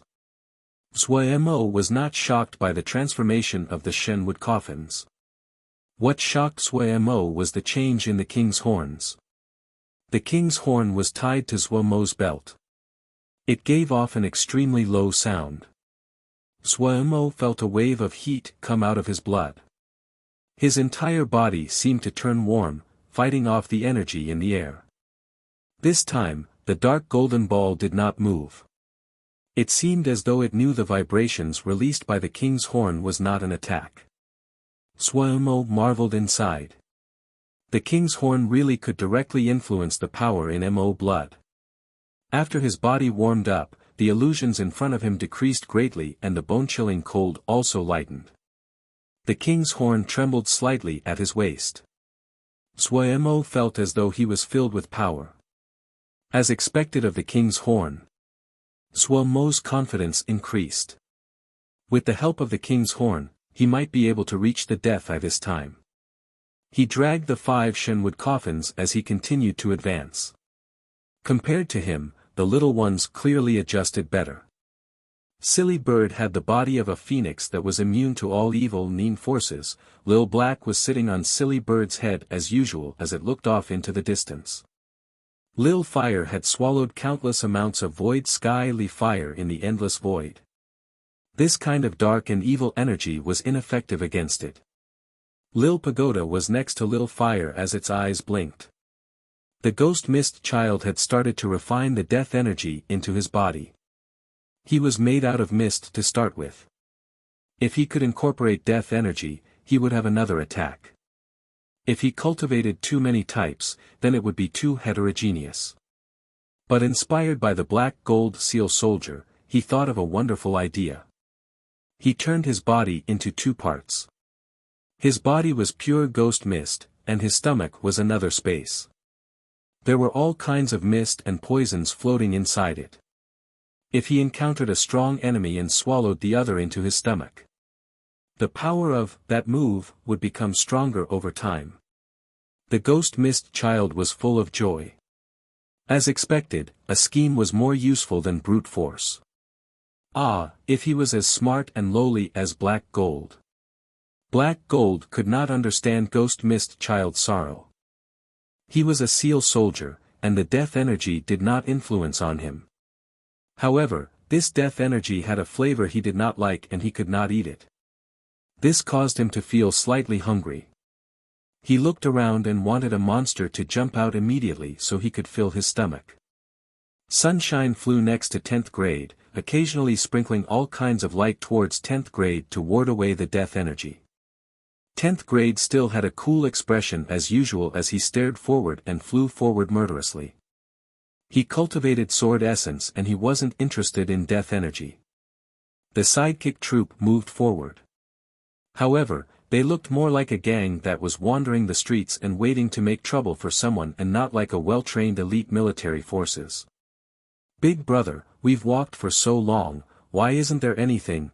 The Black Gold Seal Soldier couldn't resist but mutter. Sua Mo kept on walking as he said, "What do you want?" "Something to eat." The Black Gold Seal Soldier appeared as though he was ravenous. No one paid attention to him. Sua Mo quickly moved past where he had stopped last time. The thick death energy finally became a pressure on everyone. 10th grade's crescent blade came out of its sheath. The eyes in that cool little face flashed with coldness. Black Gold Seal Soldier cracked his fists. The sway of his head lessened greatly. His eyes narrowed lightly. The other little ones were on their guard. If a monster jumped out now, they would be cut to death immediately. Everyone had traveled the endless void for a long time and were very experienced. The death energy here was too thick. It would be abnormal if no monsters formed here. Lil Black's two antennae waved madly. Ha! Finally about to open for business. No one compete with me. Black Gold Seal Soldier rubbed his fists together in excitement. 10th grade didn't even lift his eyelids as the crescent blade disappeared from his hand. A bloody sword energy entered the death energy in front of him. 10th grade's eyes flashed as he suddenly pulled and twisted with his hands. A gray shadow suddenly smashed to the ground in front of them with the crescent blade piercing its body. 10th grade's 100 sacrifice soul-killing sword had reached a masterful level. The transformation of this move was not complex, but it was appropriate. The experience of the endless void caused the motivated 10th grade to reach an astounding level. Hey hey hey! 10th grade! You are terrible. When I was. Black Gold Seal Soldier glared angrily at 10th grade. 10th grade did not seem to hear it. He beckoned and the crescent blade returned to his hand. Everyone else walked over and surrounded the gray shadow to examine it. Its appearance was unique. It did not have limbs and it appeared like a gray ball of flesh. Long dark gray tentacles covered it. The tentacles were thin and floated in the death energy like seagrass. This is disgusting. The Black Gold Seal Soldier had a disdainful expression. This thing could not rouse his appetite. Would something born of the death energy not be disgusting? Zwaimo said as he flipped the being over to examine it. The monster's body disappeared at a visible rate. It could be seen that the great majority of its body was made from death energy. In the end, a dark bead was left. Zwaimo picked it up. This bead isn't bad. It is higher quality than the death energy beads I made. Zwaimo was slightly surprised. His thoughts suddenly moved and Zwaimo took out the ghost fire from his ring. The figure of the female appeared in the ghost fire. Her figure was much more solid compared to before. While her features were still unclear, but it was much better than looking as though she would dissipate at any moment. Darren. She bowed elegantly. She did not use the term Grandmaster but Darren to show that she had submitted. Is this useful to you? Zwaimo reached out and revealed the black bead that he had just obtained. The female was slightly shocked. This death energy bead is extremely high in quality. Is Darren bestowing this to this servant? For you. Zwaimo threw it over. Thanks, Darren. The female was overjoyed. The flames flashed, and a tongue of flame wrapped around the death energy bead. This death energy bead was astounding high in quality. After consuming the death energy bead, her figure became even clearer, and her facial features became clear. She had a beautiful appearance and a calm presence. Zwaimo said to the others, let's continue, be careful. Without Zwaimo's warning, the little ones still knew that what was up ahead would not be peaceful. Along the way, they encountered a few more monsters like this. These monsters were most skilled in illusions and evil thoughts but they were ineffective against Zwaimo's group.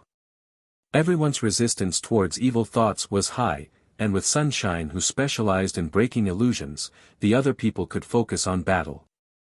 They progressed quickly. However, they only obtained 3 death energy beads. Not all monsters had death energy beads. Zwaimo was not frugal and gave all 3 of the death energy beads to the ghost fire. The woman of the ghost fire hadn't thought that Zwaimo would be so generous and was grateful. She had hidden in the ghost fire for many years, and her soul was about to dissipate. If she did not encounter Zwaimo, she would have dissipated after 20 to 30 years. If other people found her hiding among the fire, her outcome would be bad. Actually, she had felt slightly anxious. Xuemo was a forging grandmaster, how could he not know what her use was? If this was someone else, they would have forged her already. She only understood some when she saw Lil Pagoda, Lil Fire, and the others. Xuemo did know what her use was, but Xuemo had special feelings towards things that had souls. Pu Yao, Wei, the little ones, they were his best friends. And he was so rich that other people could not imagine it. He had an extremely large amount of materials, the Shin device nucleus that had not been forged, the parts of the Shin device that his father had left behind, the king's horn, the other materials he had obtained from the Yin tomb, 5 ghosts and rare and valuable materials he obtained from the endless void. The entire Xiuzhe world was furiously searching for peak materials to forge Shin devices, and Xuemo had stocked up on a batch. Once his Shin power recovered, he could forge true Shin devices. If he was not forced to, he did not want to forge spirits and souls that were alive. It was not that he respected life, but he treasured his friends. Gu has enough materials and doesn't care. Xuemo comforted himself like he was a rich tycoon. The density of death energy in the surroundings dramatically increased.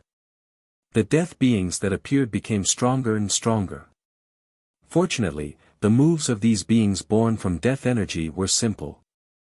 Xuemo's sidekicks were well-rounded and could attack both near or far and against individuals or groups. They crushed their way through. The quality of the death energy beads became higher and higher. The ghost fire had reached a limit on the death energy bead she ate. Yet no one was happy. The more they moved forward, the greater the pressure was. The monsters that appeared became stronger and stronger. They encountered a kind of monster whose body was intangible. None of their attacks were effective. In the end it was Sunshine who used a rarely used illusion-breaking spell to kill it. Everyone stopped. Looking at the scene in front of them, none of them had good expressions. This place was like a dividing line. There seemed to be a transparent barrier in front of them. On this side of the line was thick gray death energy. On the other side of the line, the color of the death energy was extremely faint, but Xuemo was not careless. It was not that there was no death energy ahead, but the death energy had become close to transparent. The almost transparent death energy gave Xuemo an even greater feeling of danger. What caused Xuemo to feel danger wasn't just the transparent death energy. A large number of gray pointed shapes passed through the air like a school of fire. They did not seem to notice the arrival of Xuemo and the others. Countless twisted shadows and colors formed and extinguished in the air. Xuemo and the others could make out beautiful song, sobbing, and screams. All kinds of sounds mixed together. Even Sunshine, who was skilled in breaking illusions, had a grave expression. These illusions here are top tier, and very strong. Sunshine's expression was slightly nervous. Hearing Sunshine's words, everyone's faces were slightly stiff. Any kind of method was extremely terrifying when it was top tier, it was the same with illusions. The line marked another world as they got here, even Xuemo couldn't help but feel the urge to retreat. The monster they had encountered just now was as strong as the monsters they encountered in the endless void. As they went deeper, the monsters would definitely be even stronger. Top-tier illusory arts were terrifying. Xuemo and the others had encountered it once in the endless void and almost died. In top-tier illusions, time and space became blurry. You never knew if the fellows with you were true or false. Your demons and your emotions could become fatal enemies. It had mostly been luck that they had managed to escape that time. But even so, all of them had been wounded. So when they heard it was a top illusory art, everyone felt the urge to retreat. Just as Xuemo was hesitating, snap, light flashed and everything disappeared. A monster with 6 bone spikes on his back appeared in front of them. Xuemo felt that this monster was slightly familiar. He frowned and thought hard before his eyes widened. "It's you." Sure, who they had encountered at the sealed extinction battlefield, had 6 subordinates. This monster was one of them. Sure was here. Zhuo was slightly stunned, and then he was overjoyed. In Zhuo's mind, the strongest person was not Chief Elder or Lin Qian, it was Sure. This old monster that had lived for more than 10,000 years and was of unfathomable power. Zhuo felt that no one else would be able to do something like sealing the sun crystal seed. The monster suddenly spoke, "Master knew that you have come and had me come welcome you." It seemed as though the being rarely talked from how raw its voice was. However, its gaze was gentle and without any enmity. Thinking of Shi's impossible moves and unfathomable power, Zhuo was immediately filled with hope. Shi would definitely have a way to wake eldest Shixiang and the others. He would definitely have a way to fix Zhuo's body. Zhuo felt as though his mood went through a roller coaster and quickly became better. "You are living here?"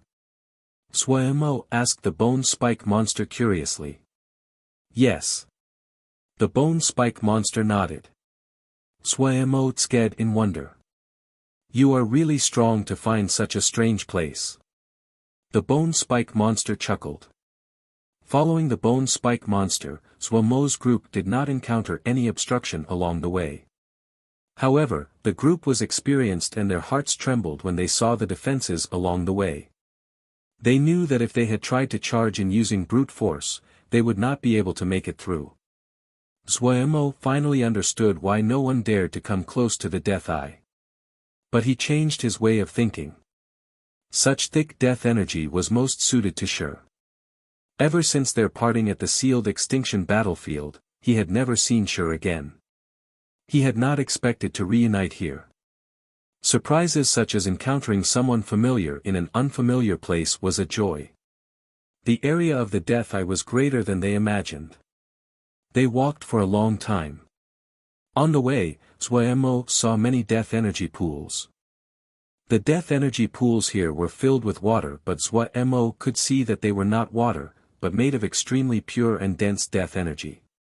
A drop of the clear pool water here could be sold for a great price outside. This really was a stunning place. Zhuo and the others marveled inwardly.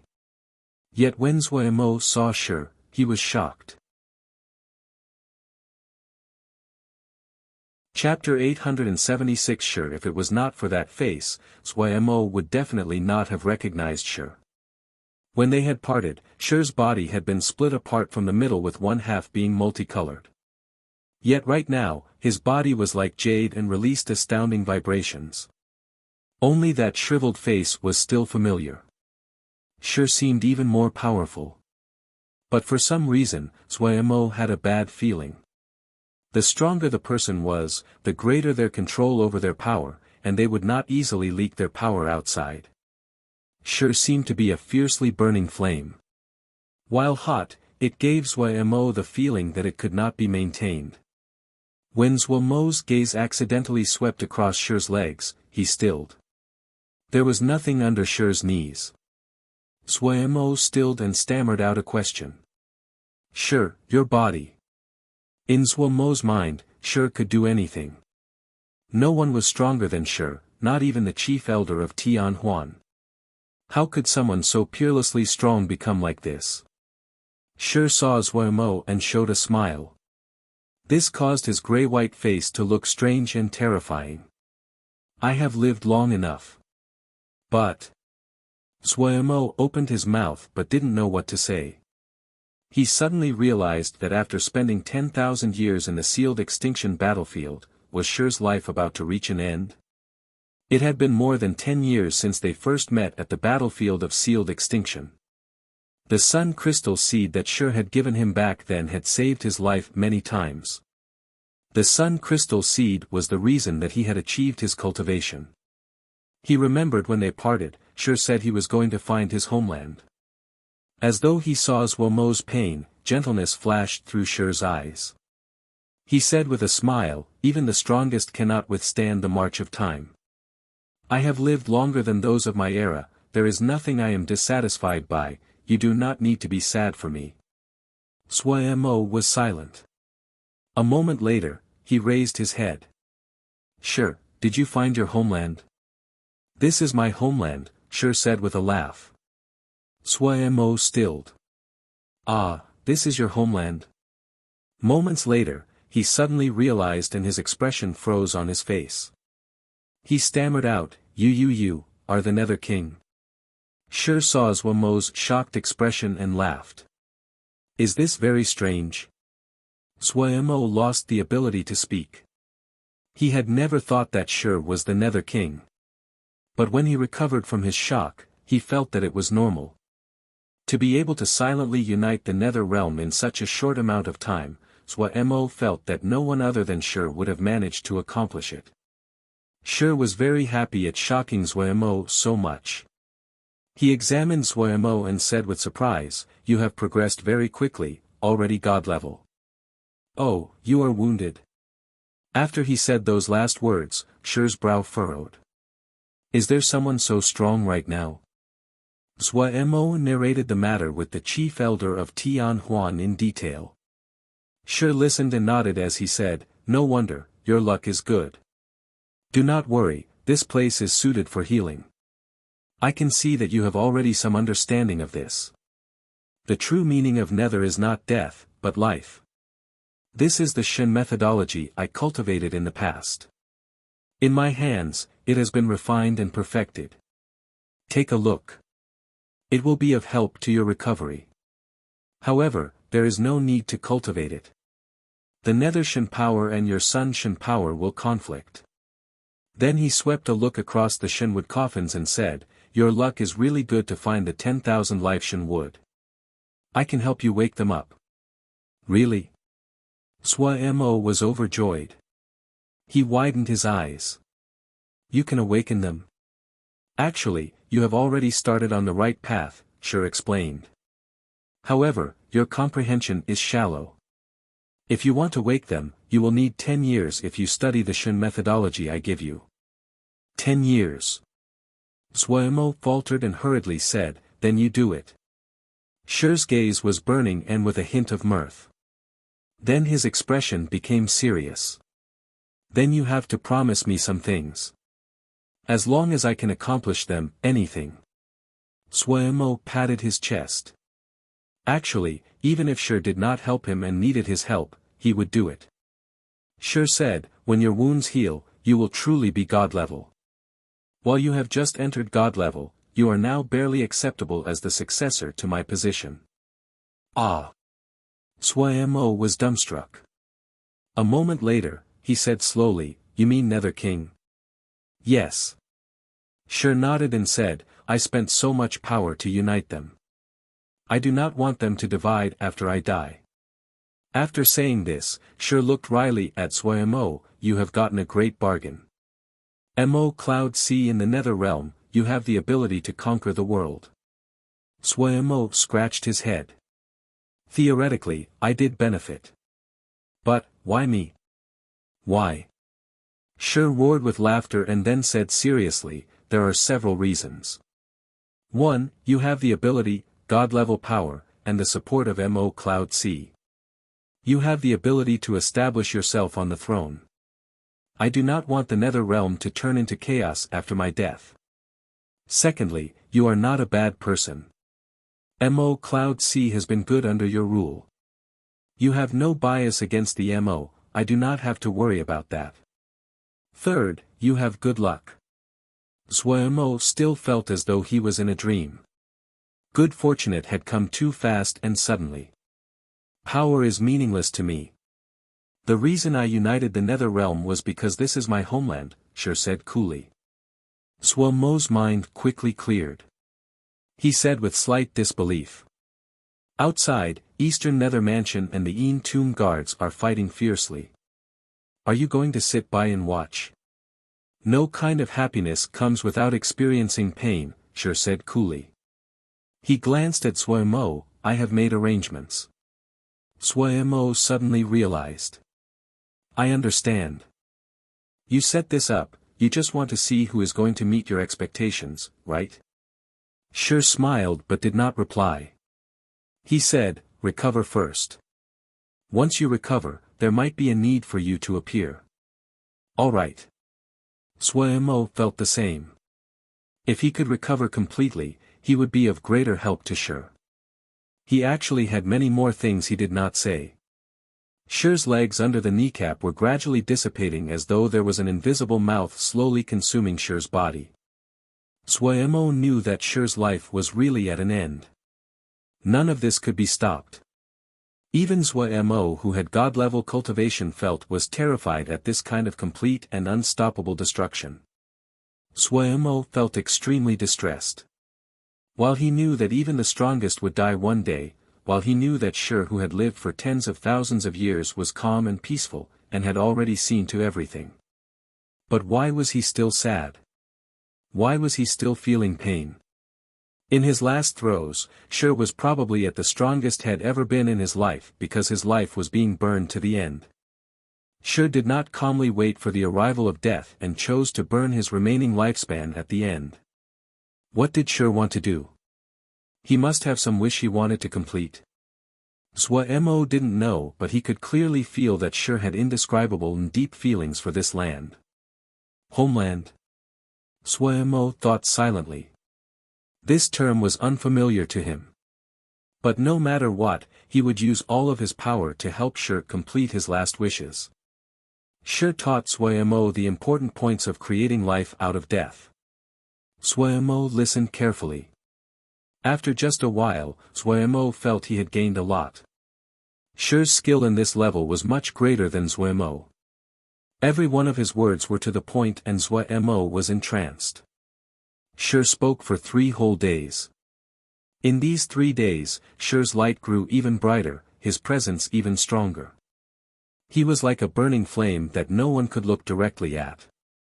Yet, Shi's knees had now disappeared. Suemo forced down his grief as he worked to repair his body. The death energy pools had accumulated the pure death energy after countless eons in the Death Eye. After Shi's teachings, Suemo quickly found the crux. He quickly found that the vitality that came from the water in the death energy pools was purer than the vitality from the nether ghostine heavy wood. His wounds would quickly recover. Shi sat on the throne and was in a daze. Are you afraid? Shi suddenly asked Sand Puppet. Sand Puppet rumbled, not afraid. If I die, you will also die, Shi said. Then let's die, Sand Puppet said. Metal Ox, how long have you followed me? Shi turned his face to ask. The Iron Ox tilted his head in thought for a while before saying, 12,042 years. More than 10,000 years, time has passed so quickly, Shi lamented. He suddenly said, if I want you all to live. 5 gazes suddenly locked onto him. The temperature in the hall suddenly dropped and the hall was filled with murderousness. Shi roared with laughter. All right, you will feel life is dull and become bored if you continue to live. Since that's the case, then let us do something together. The murderousness disappeared. He's come, Black Mist suddenly said. Have him come in, Shi said coolly. In this moment, he was the authoritative Nether King. The incomer saw Shi and was overcome with excitement, kneeling to the floor. King. His voice was choked and filled with excitement. Great. Great. King. King is fine. Fine. Stand up, Shi said coolly. He looked at the large man in front of him. This tattooed large man was one of the 4 Netherlords, an Mo who ruled the Western Jail Mansion. An Mo, you worked hard recently, Shi said calmly. This subordinate is not burdened, an Mo shook his head and said with worry, King, Eastern Nether Mansion and the Een Tomb guards are fighting intensely. The fatalities on both sides are high. Should we interfere? As he said this, his eyes were bright, and he didn't look as though he was injured at all. I knew of Jia Man's ambitions a long time ago, Shi said coolly. Yuzhe was also within my expectations. But Hai Xian Bing has disappointed me. An Mo's heart felt a wave of coldness. He knew that King had announced Jia Man and Hai Xian Bing's death sentences. As long as King was alive, no one could defeat King, not even the 4 nether lords put together. King, give the order.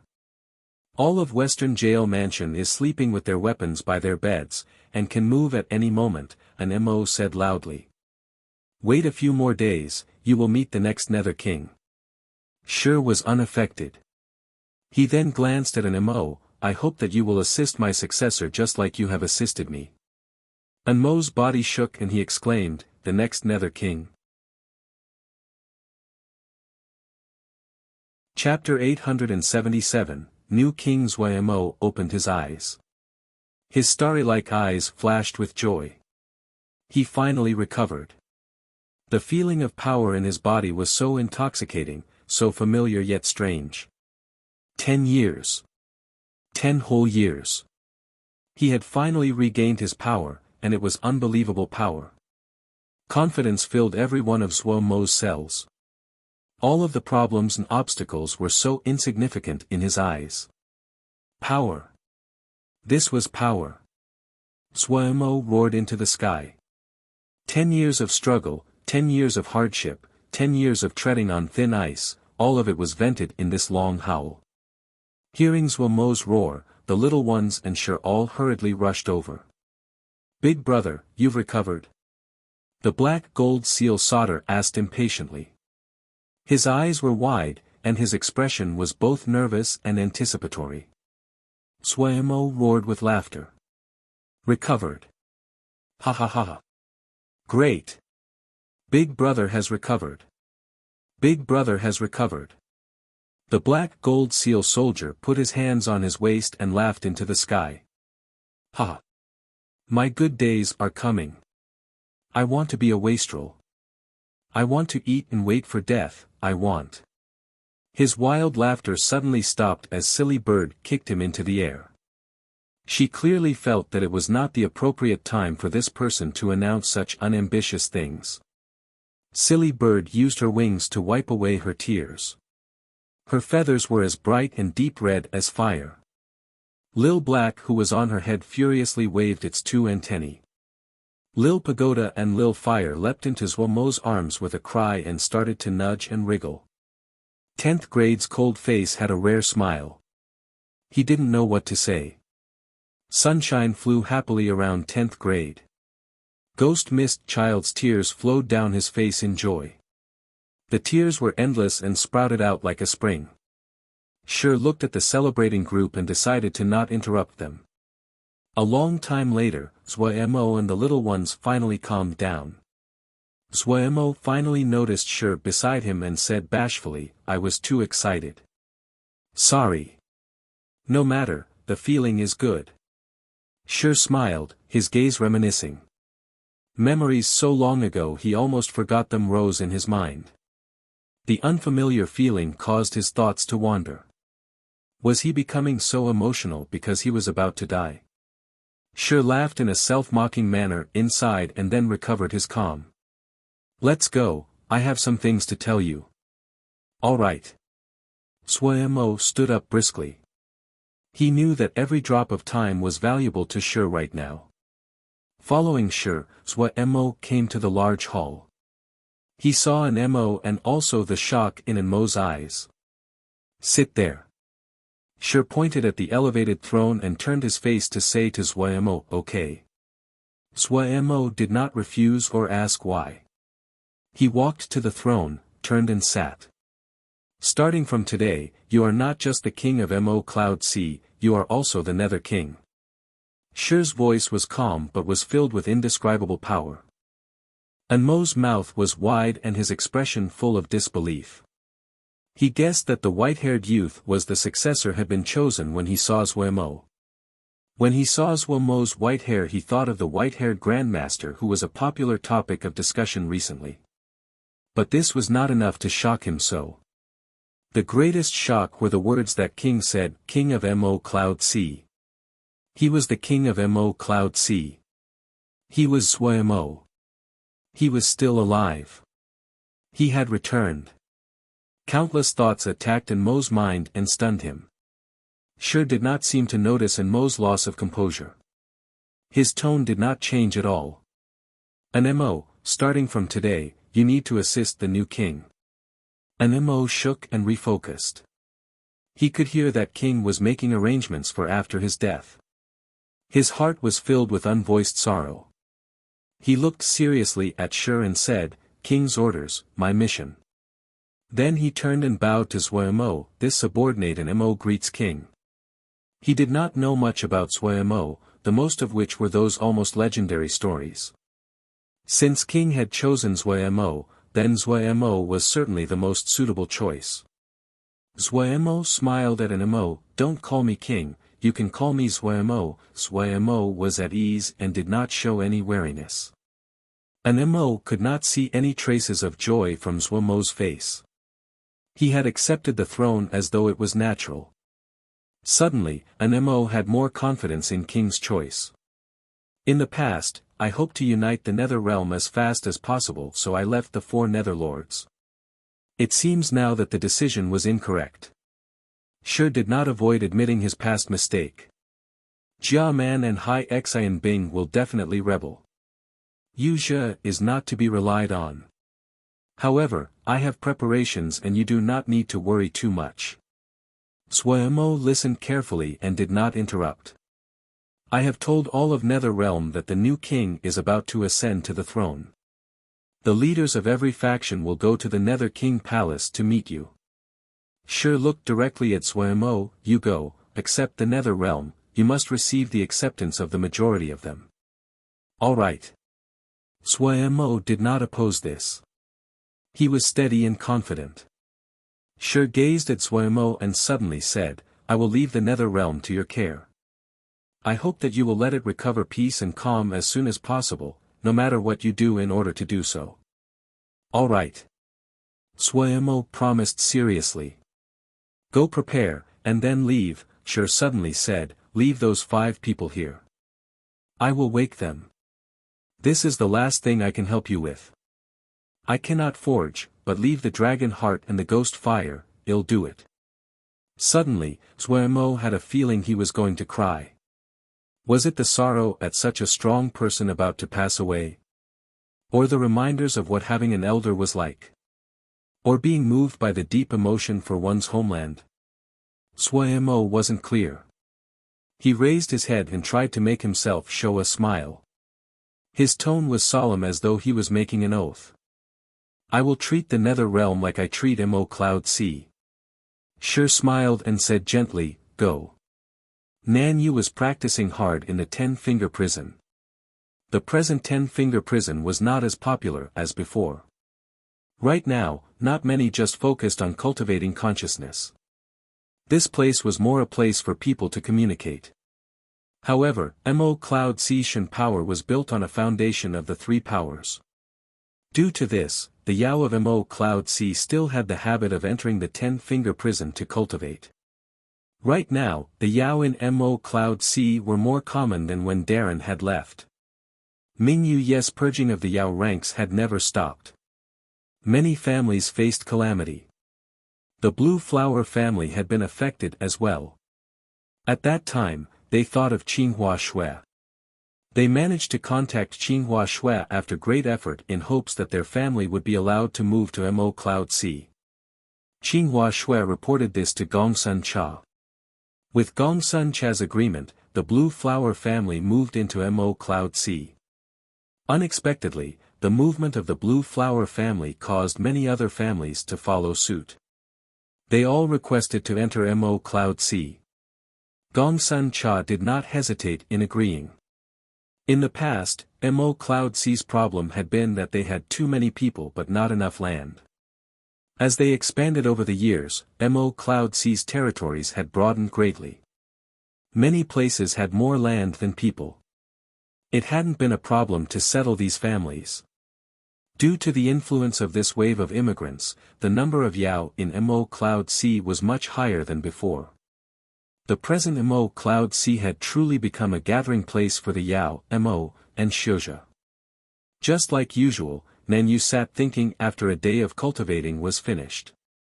Every time at this moment, she would think of the past when Darren had taught her the South Sky arrow art. She had always persisted in cultivating in the place where Darren had first taught her Yao arts. She wondered how Darren was.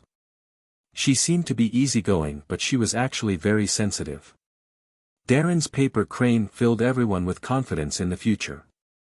Everyone was working hard and waiting for Darren to return. However, 10 years had passed. While Lil Miss Darren was still dutiful, while everyone was still persisting, Nanyu perceptively realized the change in attitudes in some people. The lower ranks were in turbulence, especially the families that had joined Mo Cloud C later on. They didn't feel any loyalty to Zhuo Mo. They felt that Mo Cloud C's ruler-less state could not continue. Rather than waiting meaninglessly like this, it was better to choose a new master of Mo Cloud C first. Lil Miss Darren accidentally heard this once and was enraged. He killed that group of people. No one dared to discuss this topic openly, but discussions in private did not calm. Everyone who had been with Darren to start Mo Cloud C was extremely angry about discussions like this. A divide gradually appeared between the old and the new factions. Darren. Return soon. Nanyu felt great urgency. Suddenly, Nanyu stilled. She rubbed her eyes. Did she miss Darren so much she was see a delusion? Nanyu asked herself. After she finished rubbing her eyes and opening them, that figure still stood there calmly and smiled at her. Nanyu was stunned where she was. Suddenly, tears poured down. Darren. It is you. Is it really you? Nanyu said incoherently and with great excitement. Yes, it's me. A smile spread on Zhuo Mo's face. Nanyu could not stop her sobs as her vision blurred. Gong Sun Cha was working hard on the desk. Of everyone, his burdens were the greatest. He was struggling to manage every day. Every matter of Mo Cloud C would gather at his table. He knew that he was alright at war, but he was just acceptable at other fields. But other than him, no one could take up the position. In military matters, Bi Han could share the burden. Ma Fan, Tang Fei, and the others had grown up, and he did not need to worry so much. But managing the people was where he wasn't skilled. It wasn't just tiring to deal with the matters, it was also painful. He felt extremely uncomfortable spending every day on these complex and petty matters. He really wanted to just focus on leading a battalion and fighting. That would be so pleasurable. But Shi Xiaoan was not here. Other than him, no one else would be accepted by the group. No matter how painful it was, he could only grit his teeth and continue. He could not have Shi Xiaoan come back to a mess. Suddenly, Nanyu charged in. Gong Sun Cha raised his head and saw Nanyu's tear-streaked face. He couldn't help but laugh. What is it? Nanyu, who bullied you? I saw Darren. Nanyu panted. Snap. The brush in Gong Sun Cha's hand snapped landed on the ground. He seemed to be struck by lightning. Chapter 878, 10 Years. After completing his daily cultivation, Fei Lei jumped out of the medicinal pool. The muscles of his refined body did not bulge out like before, but each curve was even tighter and well defined. He put on clothes and walked out of the cultivation room. There was a large hall outside the cultivation room. People chatted and boasted in here. Their lives were actually very dull. Other than the routine cultivation, everyone would only go out to raid when they lacked resources. Fortunately, this was a group of not-so-normal cultivation maniacs. No one felt that there was anything wrong. Old Fei, how much money is left in the account? When are we going out again? Someone shouted. Fei Lei glanced over and snorted, did you recently achieve a breakthrough? Bored? Fei Lei had great authority among this group, not just because he managed the accounts, but because he had traveled far and wide to find each of them in the past. What breakthrough? He's been a failure recently, I'm far ahead of him, someone added in. You are say I'm a failure? You're done for. If you have balls, let's go to the sparring field. Ha! Who is afraid of you? Let's go. The two ferociously walked towards the sparring field and immediately pulled away a large group of people that wanted to watch. Fei Lei sat down and then listened to the broadcast of the 7-star MO insect on recent major events. Suddenly, he stilled and listened carefully. The 7-star MO insect was similar to the sound tablet of the Shuja. The new Nether King was ascending to the throne. They were stationed close to the Nether Realm, but they rarely went there. Ever since the Nether Kinga appeared and the Nether Realm was united, that place was not suited for bandits to survive. King. Fei Lei suddenly became restless. The blood summons of the past had allowed him to find his destiny. He had worked so hard to find these problematic youths. The name he had given them back then was the King's Horn. He had done everything he could do in the hopes that one day, he could accomplish his mission. He had been filled with confidence, especially after Liang Wei took over the battalion and showed outstanding talent. Fei Lei had been filled with hope towards the future. He had never seen such a powerful and talented battle general. He had believed that under Liang Wei's training, these young and rebellious youths would achieve the glory that belonged to them just like their ancestors. Just like the name he first gave this battalion, King's Horn. However, the king was not here now. Fei Lei was filled with pain. When the news of the Battle of the Central Plains reached them, when he and Liang Wei found out, it was like lightning had struck them. They immediately lost their motivation. If even the king didn't exist, then who was the horn blown for? As expected, Liang Wei could not find Pu. While Liang Wei would go to Pu Pu's home for battle generals every few days, he would return with disappointment each time. The same events repeated for 10 years. Fei Lei admired Liang Wei greatly. The predicament that this battalion had faced back then was almost unimaginable. Their connection to Mo Cloud C had been cut off, their materials and Shin equipment cut off. Other than Yu Qinlai, who was occasionally able to provide them with some help, all other supplies were stopped. However, Yu Qinlai was working under Ming Yu Yi and the help he could provide was limited. Having lost the sense of belonging, the scarcity of funds and resources, the battalion looked as though it was about to collapse. But they didn't. Liang Wei led them to raid like bandits to replenish their supplies. However, Liang Wei always controlled their slaughter. He did not want them to truly descend to become bandits. They were a battalion, not bandits. Liang Wei told them that they had received news from Mo Cloud C that Darren would come back.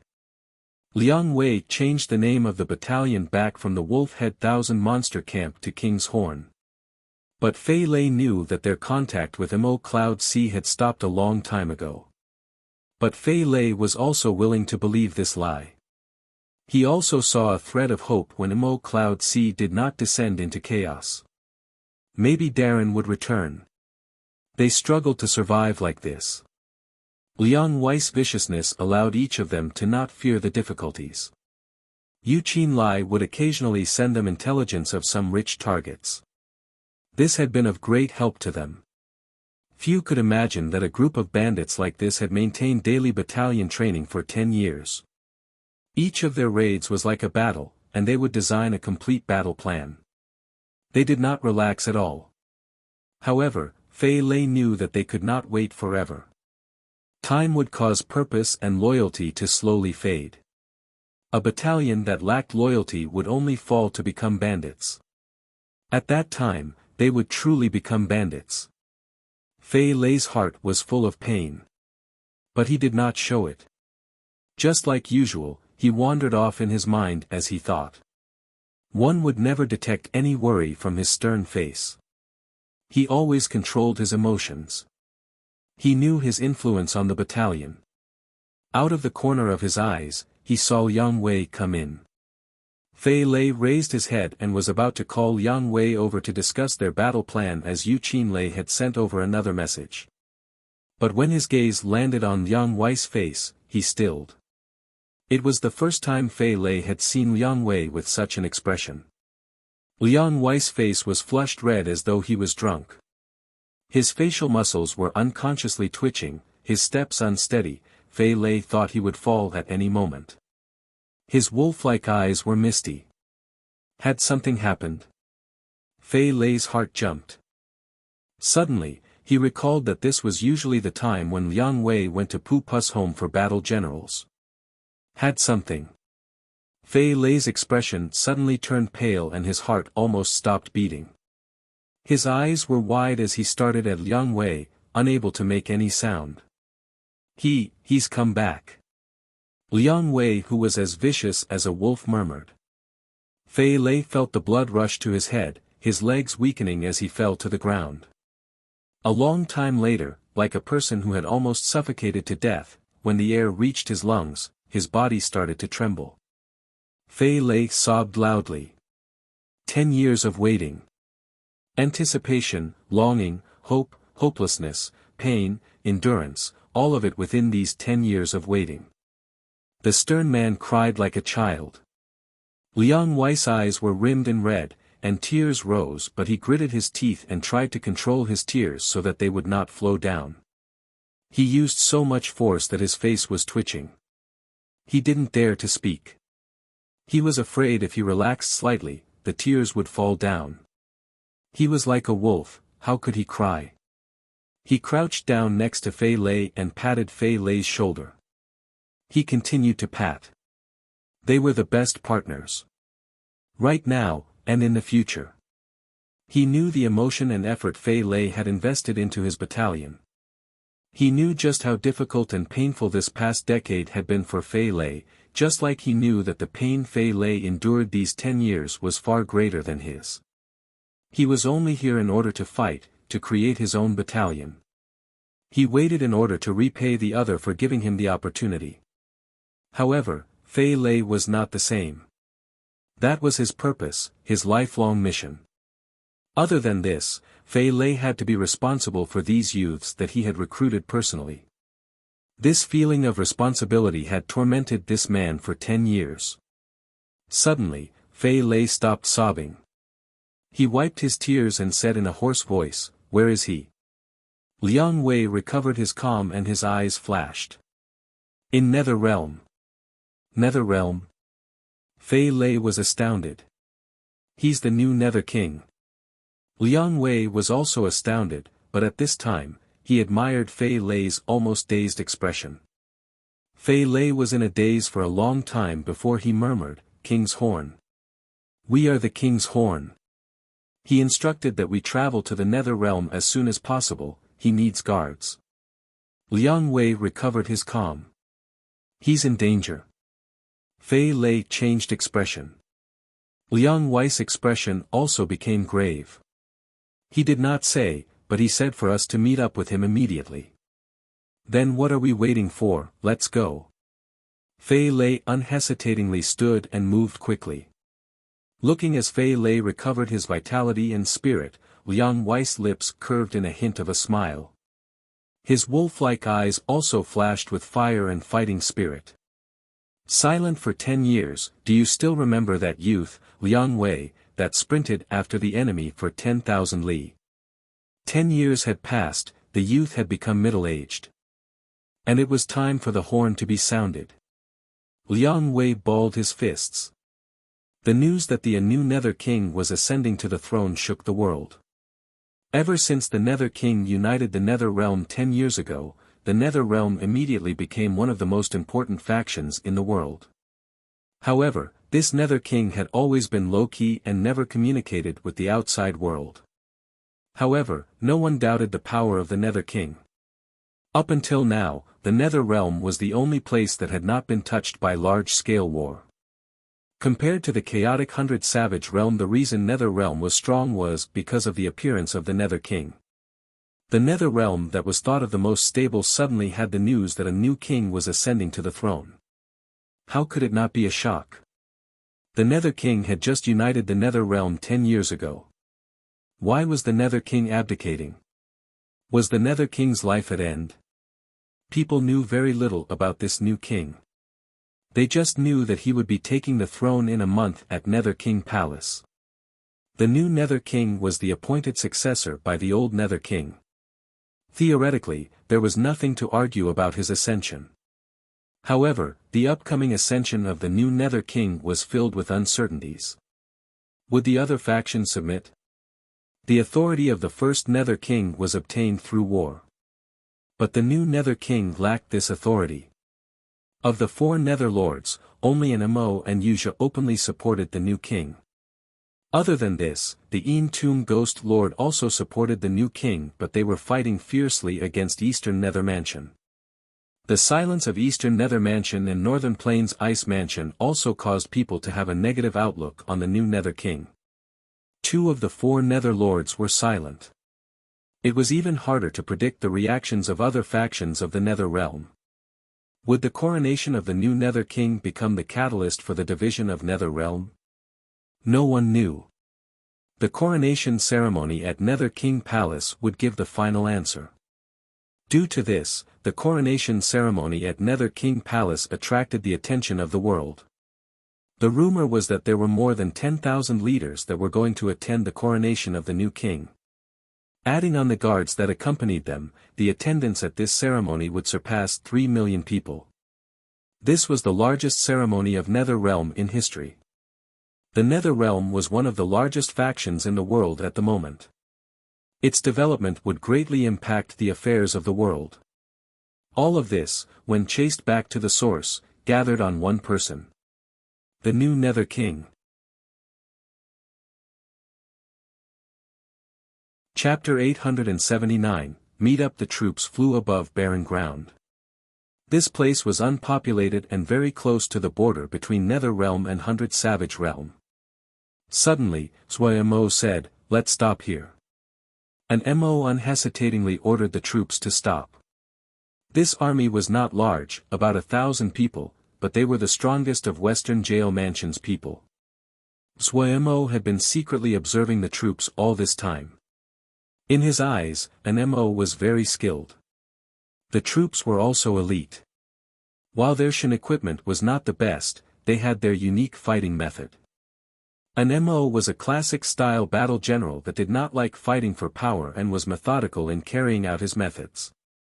His men followed his style, decisive and quick in carrying out their orders. How is the fighting between Eastern Nether Mansion and Tomb Guards? Wuxia Mo asked. Since he had taken on this business, Wuxia Mo would not leave it. Eastern Nether Mansion has lost, Jia Man has killed himself. An Mo said cleanly. He lamented inside, he knew that the old Nether King had plans prepared. Otherwise, how could Eastern Nether Mansion lose so quickly, with so many of their forces remaining, and without apparent cause? The Tomb Guards were much weaker than Eastern Nether Mansion, and Eastern Nether Mansion also possessed stronger battle generals than the Tomb Guards. While the Tomb 5 Ghosts matched the elite fighters of the 4 mansions, that was just an individual power. In terms of directing in battle, they were much weaker. The Eastern and Western Mansion were the 2 mansions that had the largest number of quality battle generals in Nether Realm. Wuxia Mo made a sound. He knew that Shi would definitely have prepared a killing move that would reverse the situation after planning something like this. He refocused and started to think. Since Shi had given the Nether Realm to him, he would not fail Shi. He had an Mo gather all the popular topics of discussion about the new Nether King. After he finished reading them, he found that the great majority of people had a cautious attitude about his succession. Primarily because Shi's authority was still here, there were not many that dared to publicly rebel. In private, they did not have a good outlook on him. Wuxia Mo knew that this was because they doubted his strength. Wuxia Mo was familiar with Mo. They revered the strong, so the past kings had been the absolute strongest. Shi had been the same. Showing muscle. A faint smile rose on the corner of Wuxia Mo's lips.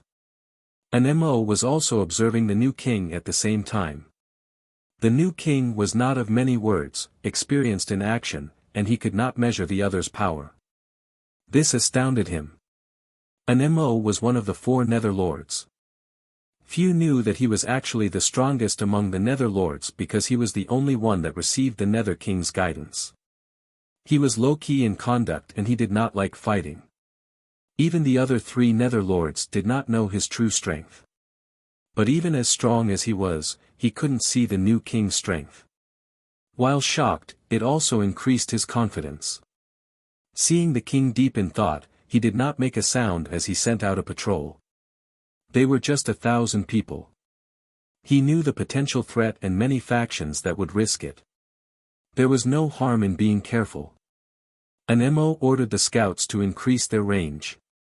Suddenly, his expression tense and he shouted, "Prepare to fight." The ranks around him immediately entered combat formation. And Mo's gaze looked towards the northwest. The scout from that direction had sent back an urgent report. There was a battalion that was coming in at astounding speed. Soon, the scouts appeared in his field of view. The scout made a hand motion to indicate to prepare for battle before he entered the rear ranks. A group of black dots appeared in the distant horizon. The little dots came quickly. Almost in the blink of an eye, the incomers reached them. And Mo's gaze turned grave. Elite. His eyes were keener than everyone else and he saw more clearly. This battalion looked loose in their ranks, but in reality, all of the people maintained an appropriate distance from each other. It was clear that this was a battalion that had been formed for a long time, and the members worked well together. Each member seemed to move positions of their own will, but their comrades would unconsciously move up to take the empty positions. This kind of instinctive movement would pass quickly through the ranks. This battalion looked like a quicksilver flow. The flow spilled out. The battalion at the front had a hard expression. From far away, an MO could feel a strong and vicious presence. An MO suddenly felt the pressure increase. His expression turned even more serious. If he was not seeing it with his own eyes, he would not believe that a MO battle general could create such a refined and variable battalion. The Shilja had organized ranks and cared greatly about battle formations. Only Yao battalions would have such refined and variable ranks. The MO did not care about the shape of the ranks at all. They only had to gather the power of the men to the battle general. Due to this, MO battalions had the loosest ranks among the races. But this battalion completely upturned in Mo's knowledge. When did the Nether Realm have such a strange battalion? The other did not decrease their speed as they charged over. The closer they came, the stronger the impact of the others' rolling ranks made. The members of the battalion that had slightly weaker mentality subconsciously prepared to attack. And Mo's expression turned cold. All of his stray thoughts were thrown away. If the incomers came into their attack range, he would unhesitatingly attack. No one would be able to rampage in front of him.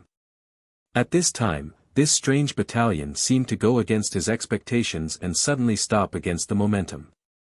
That strange feeling was so uncomfortable one wanted to spit blood. An MO forced his hand. He had almost started an attack. His heart suddenly jumped. Such a powerful battle general. The other had clearly already estimated his attack range and just stopped at the perimeter of his attack range.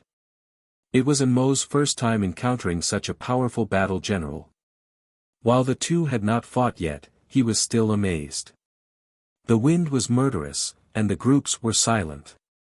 The commander at the front suddenly dismounted his steed. Whoosh, the entire battalion dismounted, their movements in unison. The ranks divided, and a Yao walked out to reach the side of the general. The two stood shoulder to shoulder and looked in the direction of Mo's battalion. What was? A thought flashed through Mo's head. Out of the corner of his eye, he saw King step out of the ranks to stand in front of the group. The two were excited when they saw Zhua Mo, but they both bowed first. Liang Wei. Liang Wei took a deep breath. His voice was solemn. Fei Lei. Fei Lei forced down his excitement as he said loudly. We have led the king's horn to come guard our king, the two gravely shouted in unison.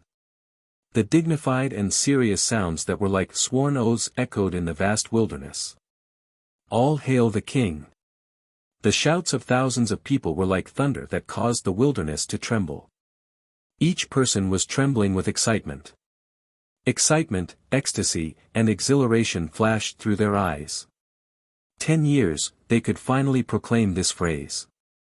Many people had tears streaming down their faces.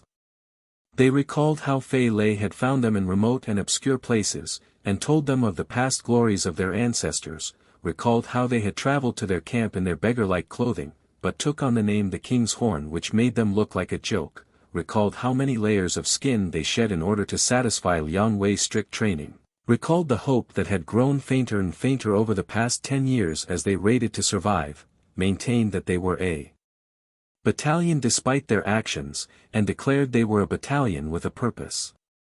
They had never seen Mo before, they didn't even know what Mo looked like. But every one of them, starting from the first day, was told that they would fight for this person.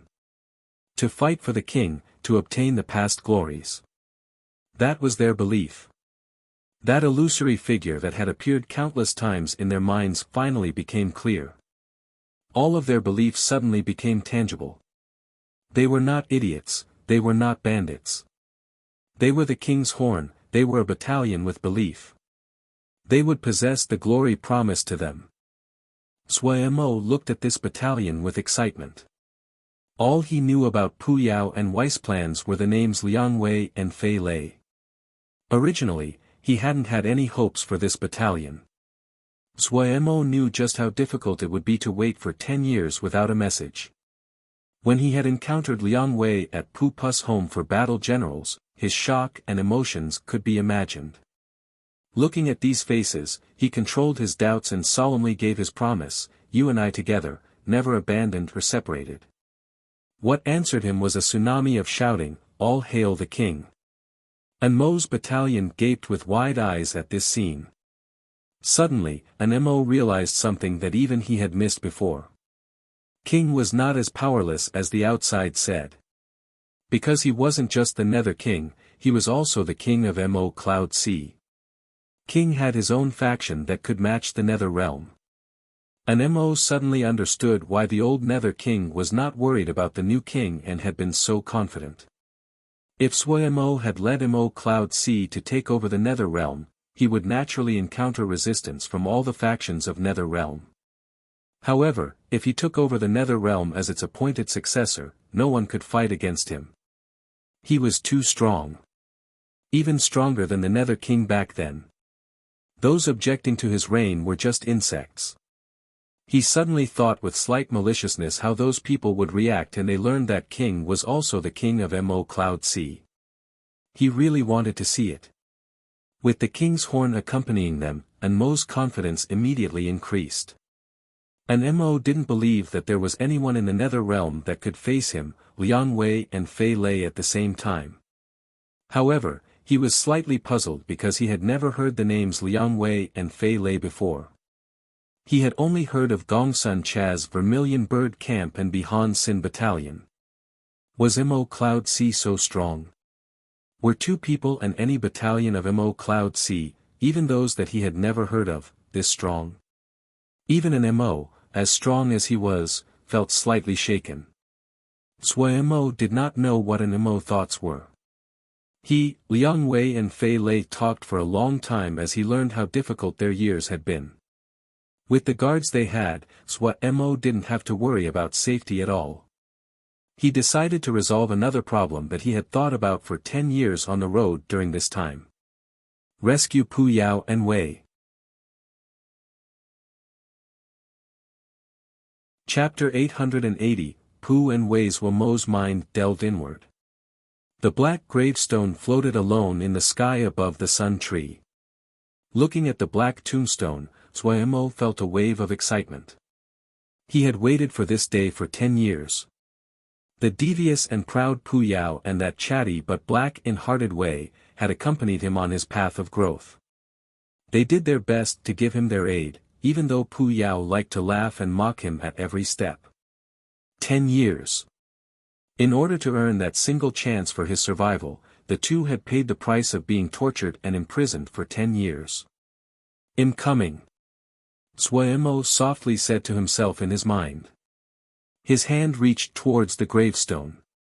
The gravestone suddenly gave off a strong repelling force. Thick black smoke flooded out and spread rapidly into the surroundings, blocking his touch. Suemo's expression did not change. The sun tree, having already recovered its vitality, released faint golden light.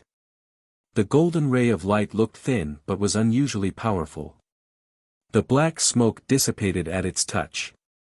The dark gold bead had disappeared as it had been completely absorbed by Suemo.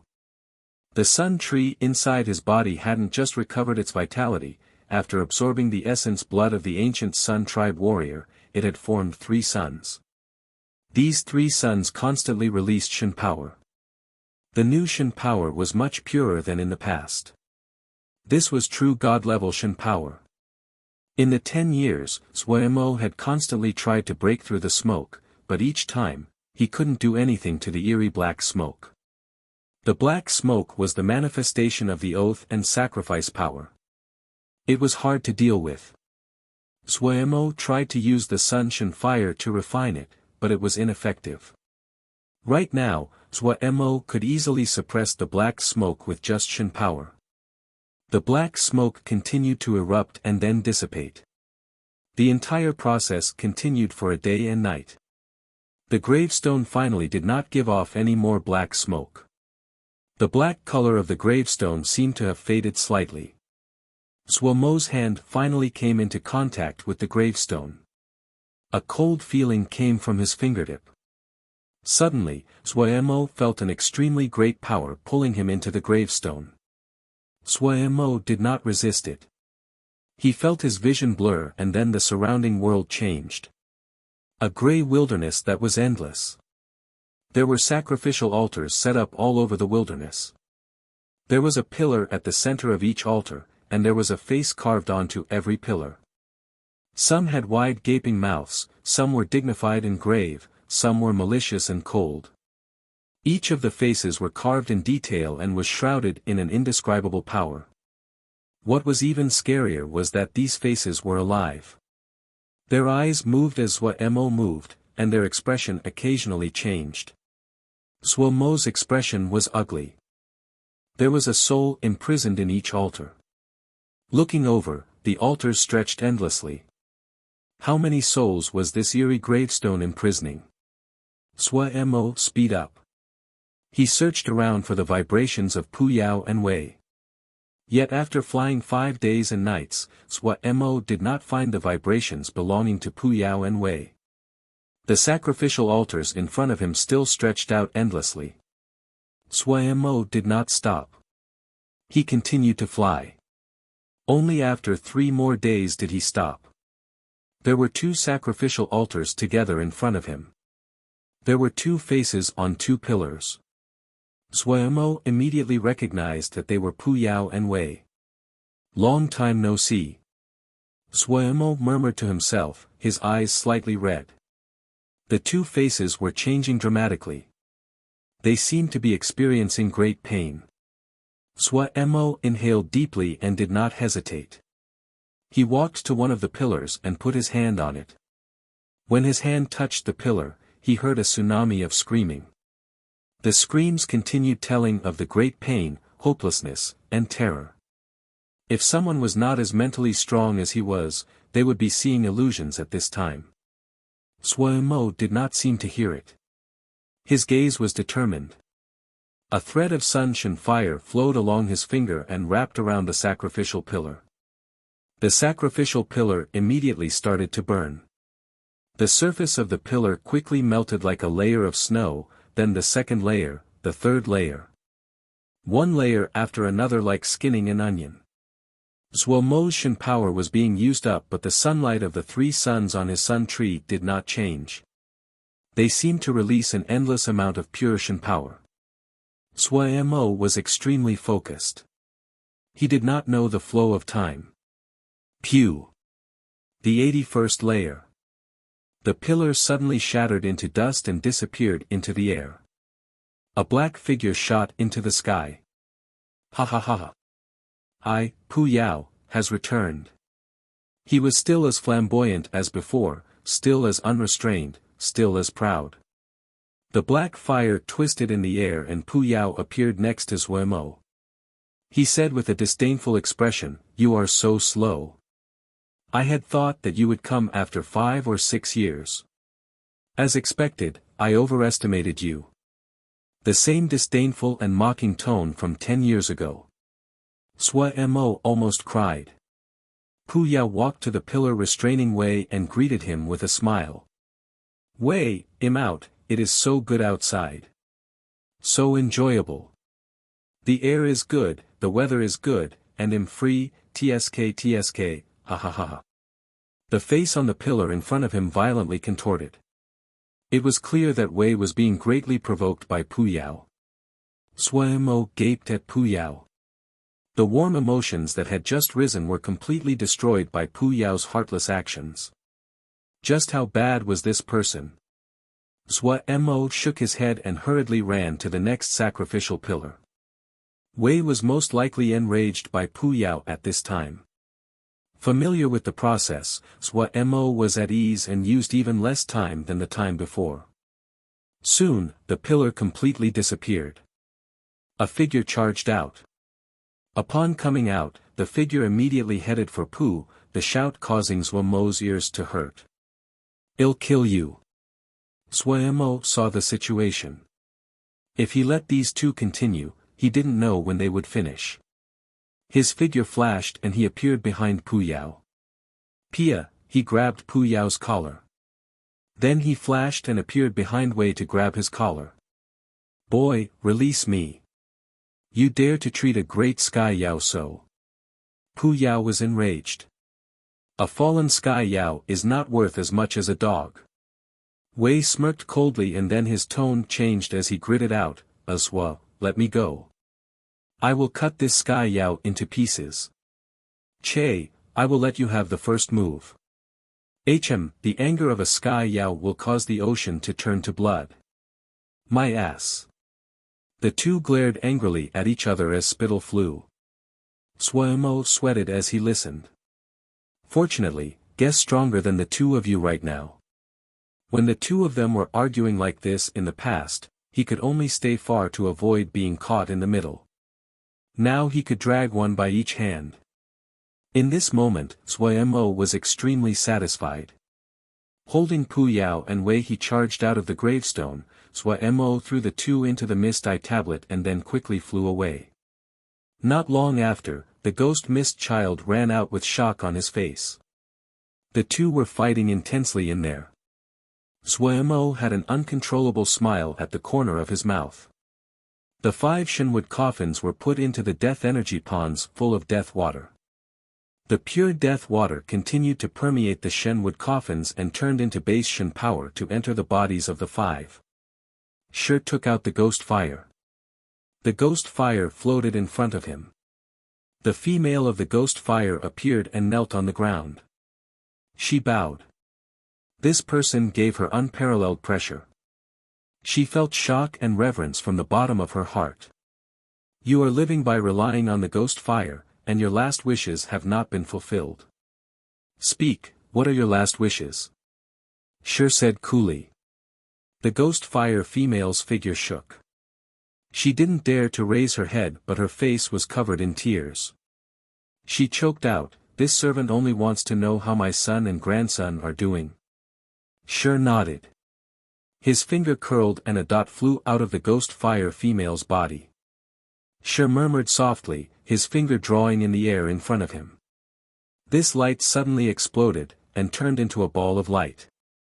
A scene appeared in the light, and the male in the picture had a face similar to that of the ghost fire female. The ghost fire female was excited. She looked closely at the male in the picture as tears flowed down her face. The male in the picture looked to be in his 40s.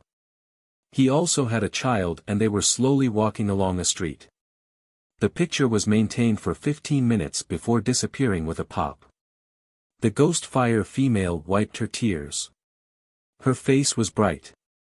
She no-towered again to Shi. This servant has her wish fulfilled. If Elder wants me to do something, I will not retreat. Shi nodded. It is good you understand. I will gift you a favor. If you are willing, your son, grandson, and family line will not end. The ghost fire female said honestly, Elder, please speak. Shi pointed at one of the coffins. The female lying in that coffin is the beloved of the new Nether King. She is under the influence of the undying Shin punishment. It will be difficult to wake her. I want to use your soul to take the place of her soul, so that you will take the punishment on her behalf. This way, she would break free of the punishment, be of one mind with you, and can also control the undying Shin punishment. The Shin punishment is like a prison, the days will not be easy. However, your contribution will benefit your descendants. Knowing this, I will ask you one more time, are you willing? The ghost fire female said without hesitating, this servant is willing to take the undying Shin punishment for mistress. A hint of admiration flashed through Shi's eyes. Good. Then he did not waste words. He waved his hand and a Gui Shinwood coffin was opened. Shi pointed into the air, and the ghost fire entered the purple chain mark on a Gui's forehead. A Gui's body shook. The purple chains that wrapped around her body abruptly burrowed into her body and disappeared. The scars on a Gui's face disappeared at a visible rate. Her ashen face recovered color and blood. A powerful presence suddenly surged. The base Shin power produced by the Shenwood coffin streamed into a Gui's body. A Gui's presence became even more astounding. Shi waved his hand and closed the coffin again. A thread of tiredness flashed through his eyes. But he did not stop. He picked up the dragon heart and floated in front of Wei Xing's coffin. The dragon heart beat strongly in his hand. Looking at Wei Xing who was in deep sleep, Shi murmured to himself, the dragon heart combined with the god-killing blood sword, something that is worthy of anticipation. Pity that I will not live to see it. As he spoke, he shook his head softly with regret on his face. His fingertip curled towards the right of Wei Xing's chest. A large wound was drawn out on the right side of the chest. Shi lightly put the dragon heart inside, and his hand brushed across the wound. The wound disappeared. Wei Xing's face suddenly became red as though it was dripping blood. A few drops of light flew out of Shi's fingertip and entered Wei Xing's body.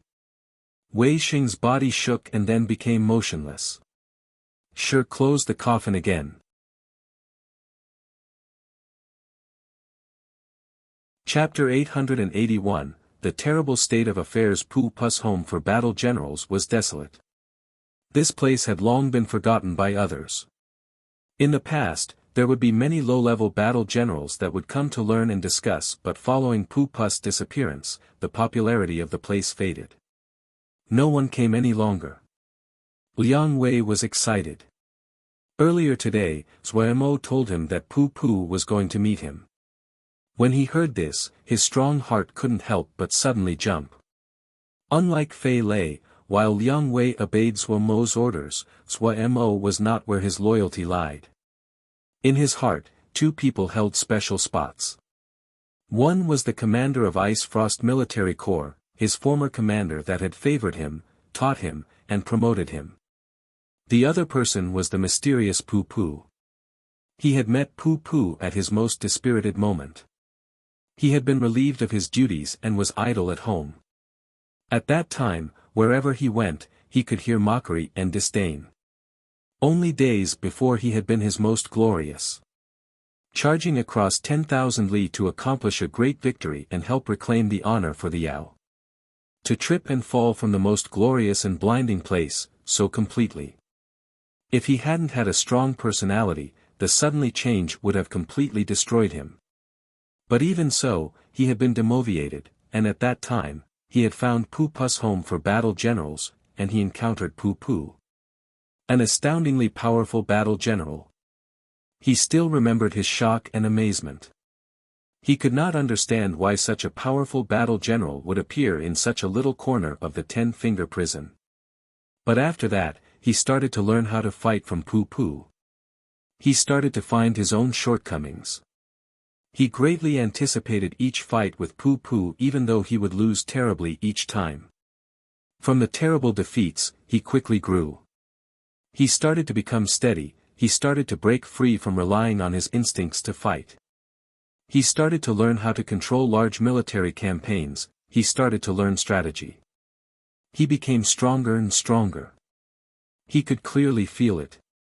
When Pu Pu gave him a chance to go back to the battlefield, to lead his own battalion, he still remembered the feeling of his blood suddenly burning up.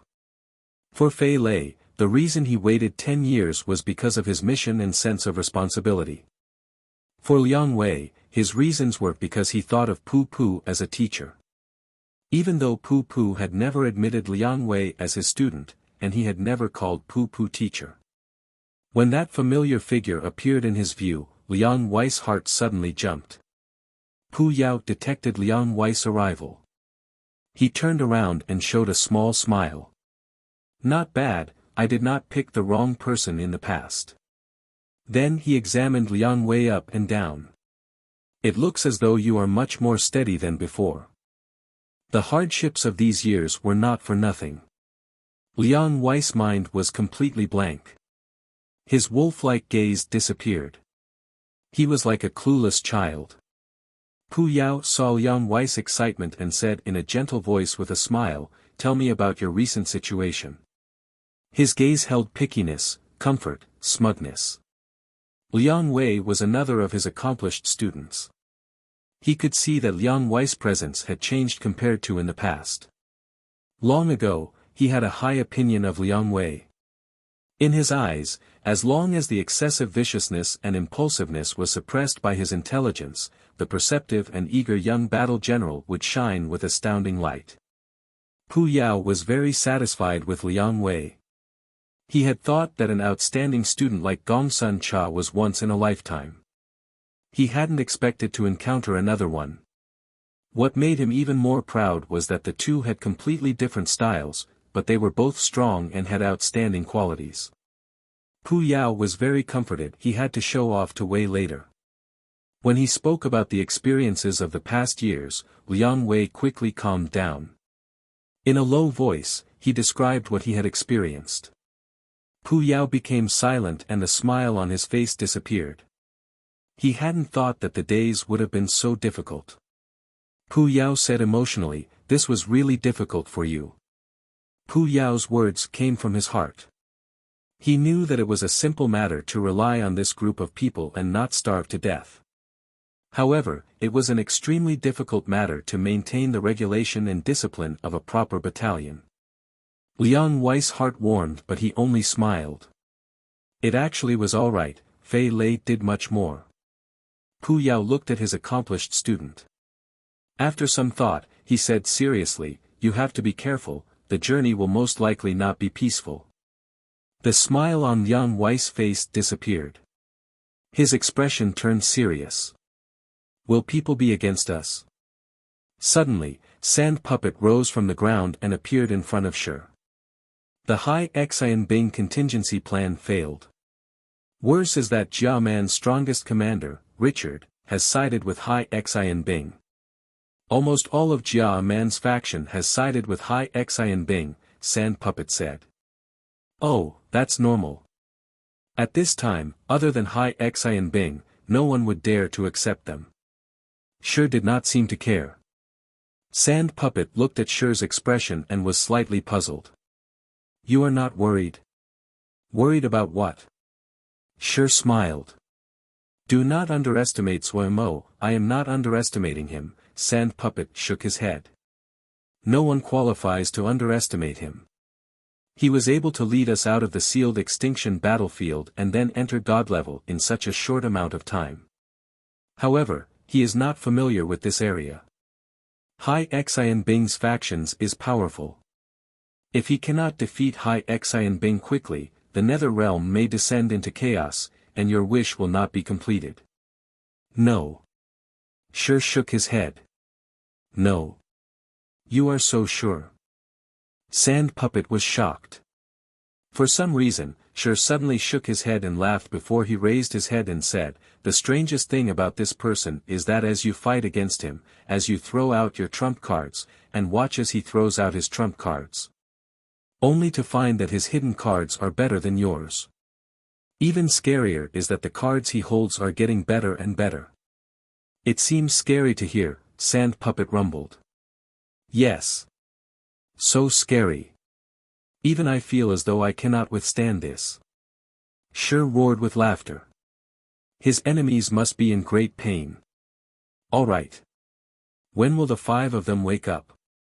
Sand Puppet asked. Maybe they will catch his coronation. Sure felt some regret.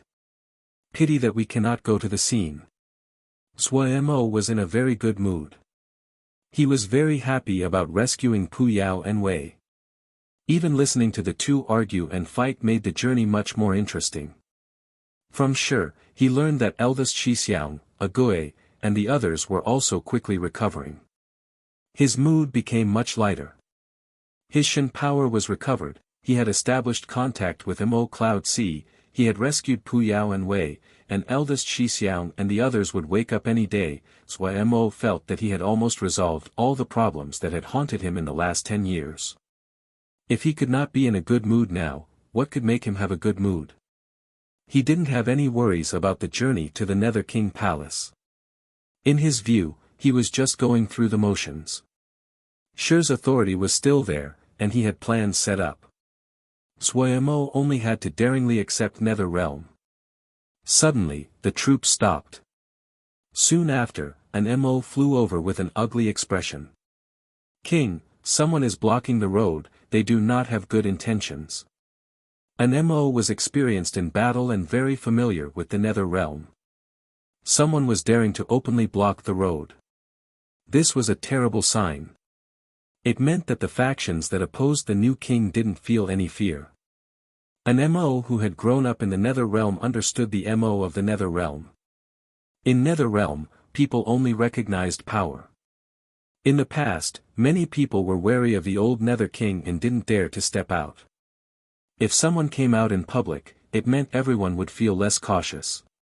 The voices that opposed the new king would increase, and the situation would worsen. This was extremely detrimental to the new king. While an Mo knew that Mo was the king of Mo Cloud Sea, but far waters could not slake immediate thirst. In the Nether Realm, the only faction truly loyal to the new Nether King was in Mo's Western Jail Mansion. To fight against all of Nether Realm with only one mansion's forces, there would only be one result: death. But even so, anger rose from his heart. Someone dared to block King's troops. Around this time, Mo had received Shi's message. He raised his head and his eyes flashed coldly. For some reason, when Mo's gaze met Mo's icy gaze, his heart tightened and he felt a pressure. Oh, Shi sent a message, the High Xian Bing contingency plan has failed, we need to take care of High Xian Bing on our own. Mo's coldness faded and an easy smile came back on his face. High Xian Bing contingency plan failed. An Mo exclaimed. While he did not know what the old Nether King's contingency plan was, but it was not difficult to guess that the plan was the old Nether King's killing move. The killing move had failed. This meant that they had to face Northern Plains Ice Mansion. The pressure on an Mo suddenly increased. Also, Jia Man's leaderless subordinates, following that rich RTCH or something, almost all of them sided with High Xian Bing, Mo said with interest. An Mo could not control it any longer. His expression changed dramatically. It is terrible. The situation was so worse it could not get any worse. An Mo finally knew why someone dared to step out and block the new king's troops. Originally, people didn't have enough confidence in the new king, and now their outlook on the new king was even worse. Richard was Jia Man's strongest commander. While he was weaker than an Mo individually, he was a match for an Mo in terms of skill at commanding battle. Other than Richard, the other people were also exceptional. Northern Plains Ice Mansion was wealthy and possessed outstanding Shen equipment before but lacked numbers. Now that they accepted Jia Man's Eastern Nether Mansion, their powers suddenly expanded and they were now the strongest faction in Nether Realm. Northern Plains Ice Mansion's shortcoming of not having offensive power was quickly amended. Also, Northern Plains Ice Mansion had outstanding battle generals like Zhu Nanyu. Even worse was that Hai Xian Bing had an outstanding reputation for her abilities and fame in Nether Realm. An MO guessed that once Hai Xian Bing released the news, large-scale changing of sides would occur. Their situation was now extremely dangerous. Damn it, you're tuning into the Han Li's Wuxia Chronicles YouTube channel. We're so grateful for your support, and don't forget to subscribe to join us on this incredible journey through captivating stories. Your generosity through donations truly makes a world of difference, as it's the primary source of revenue that allows me to expand and enhance this channel for you. Thank you from the bottom of my heart for being a part of this adventure.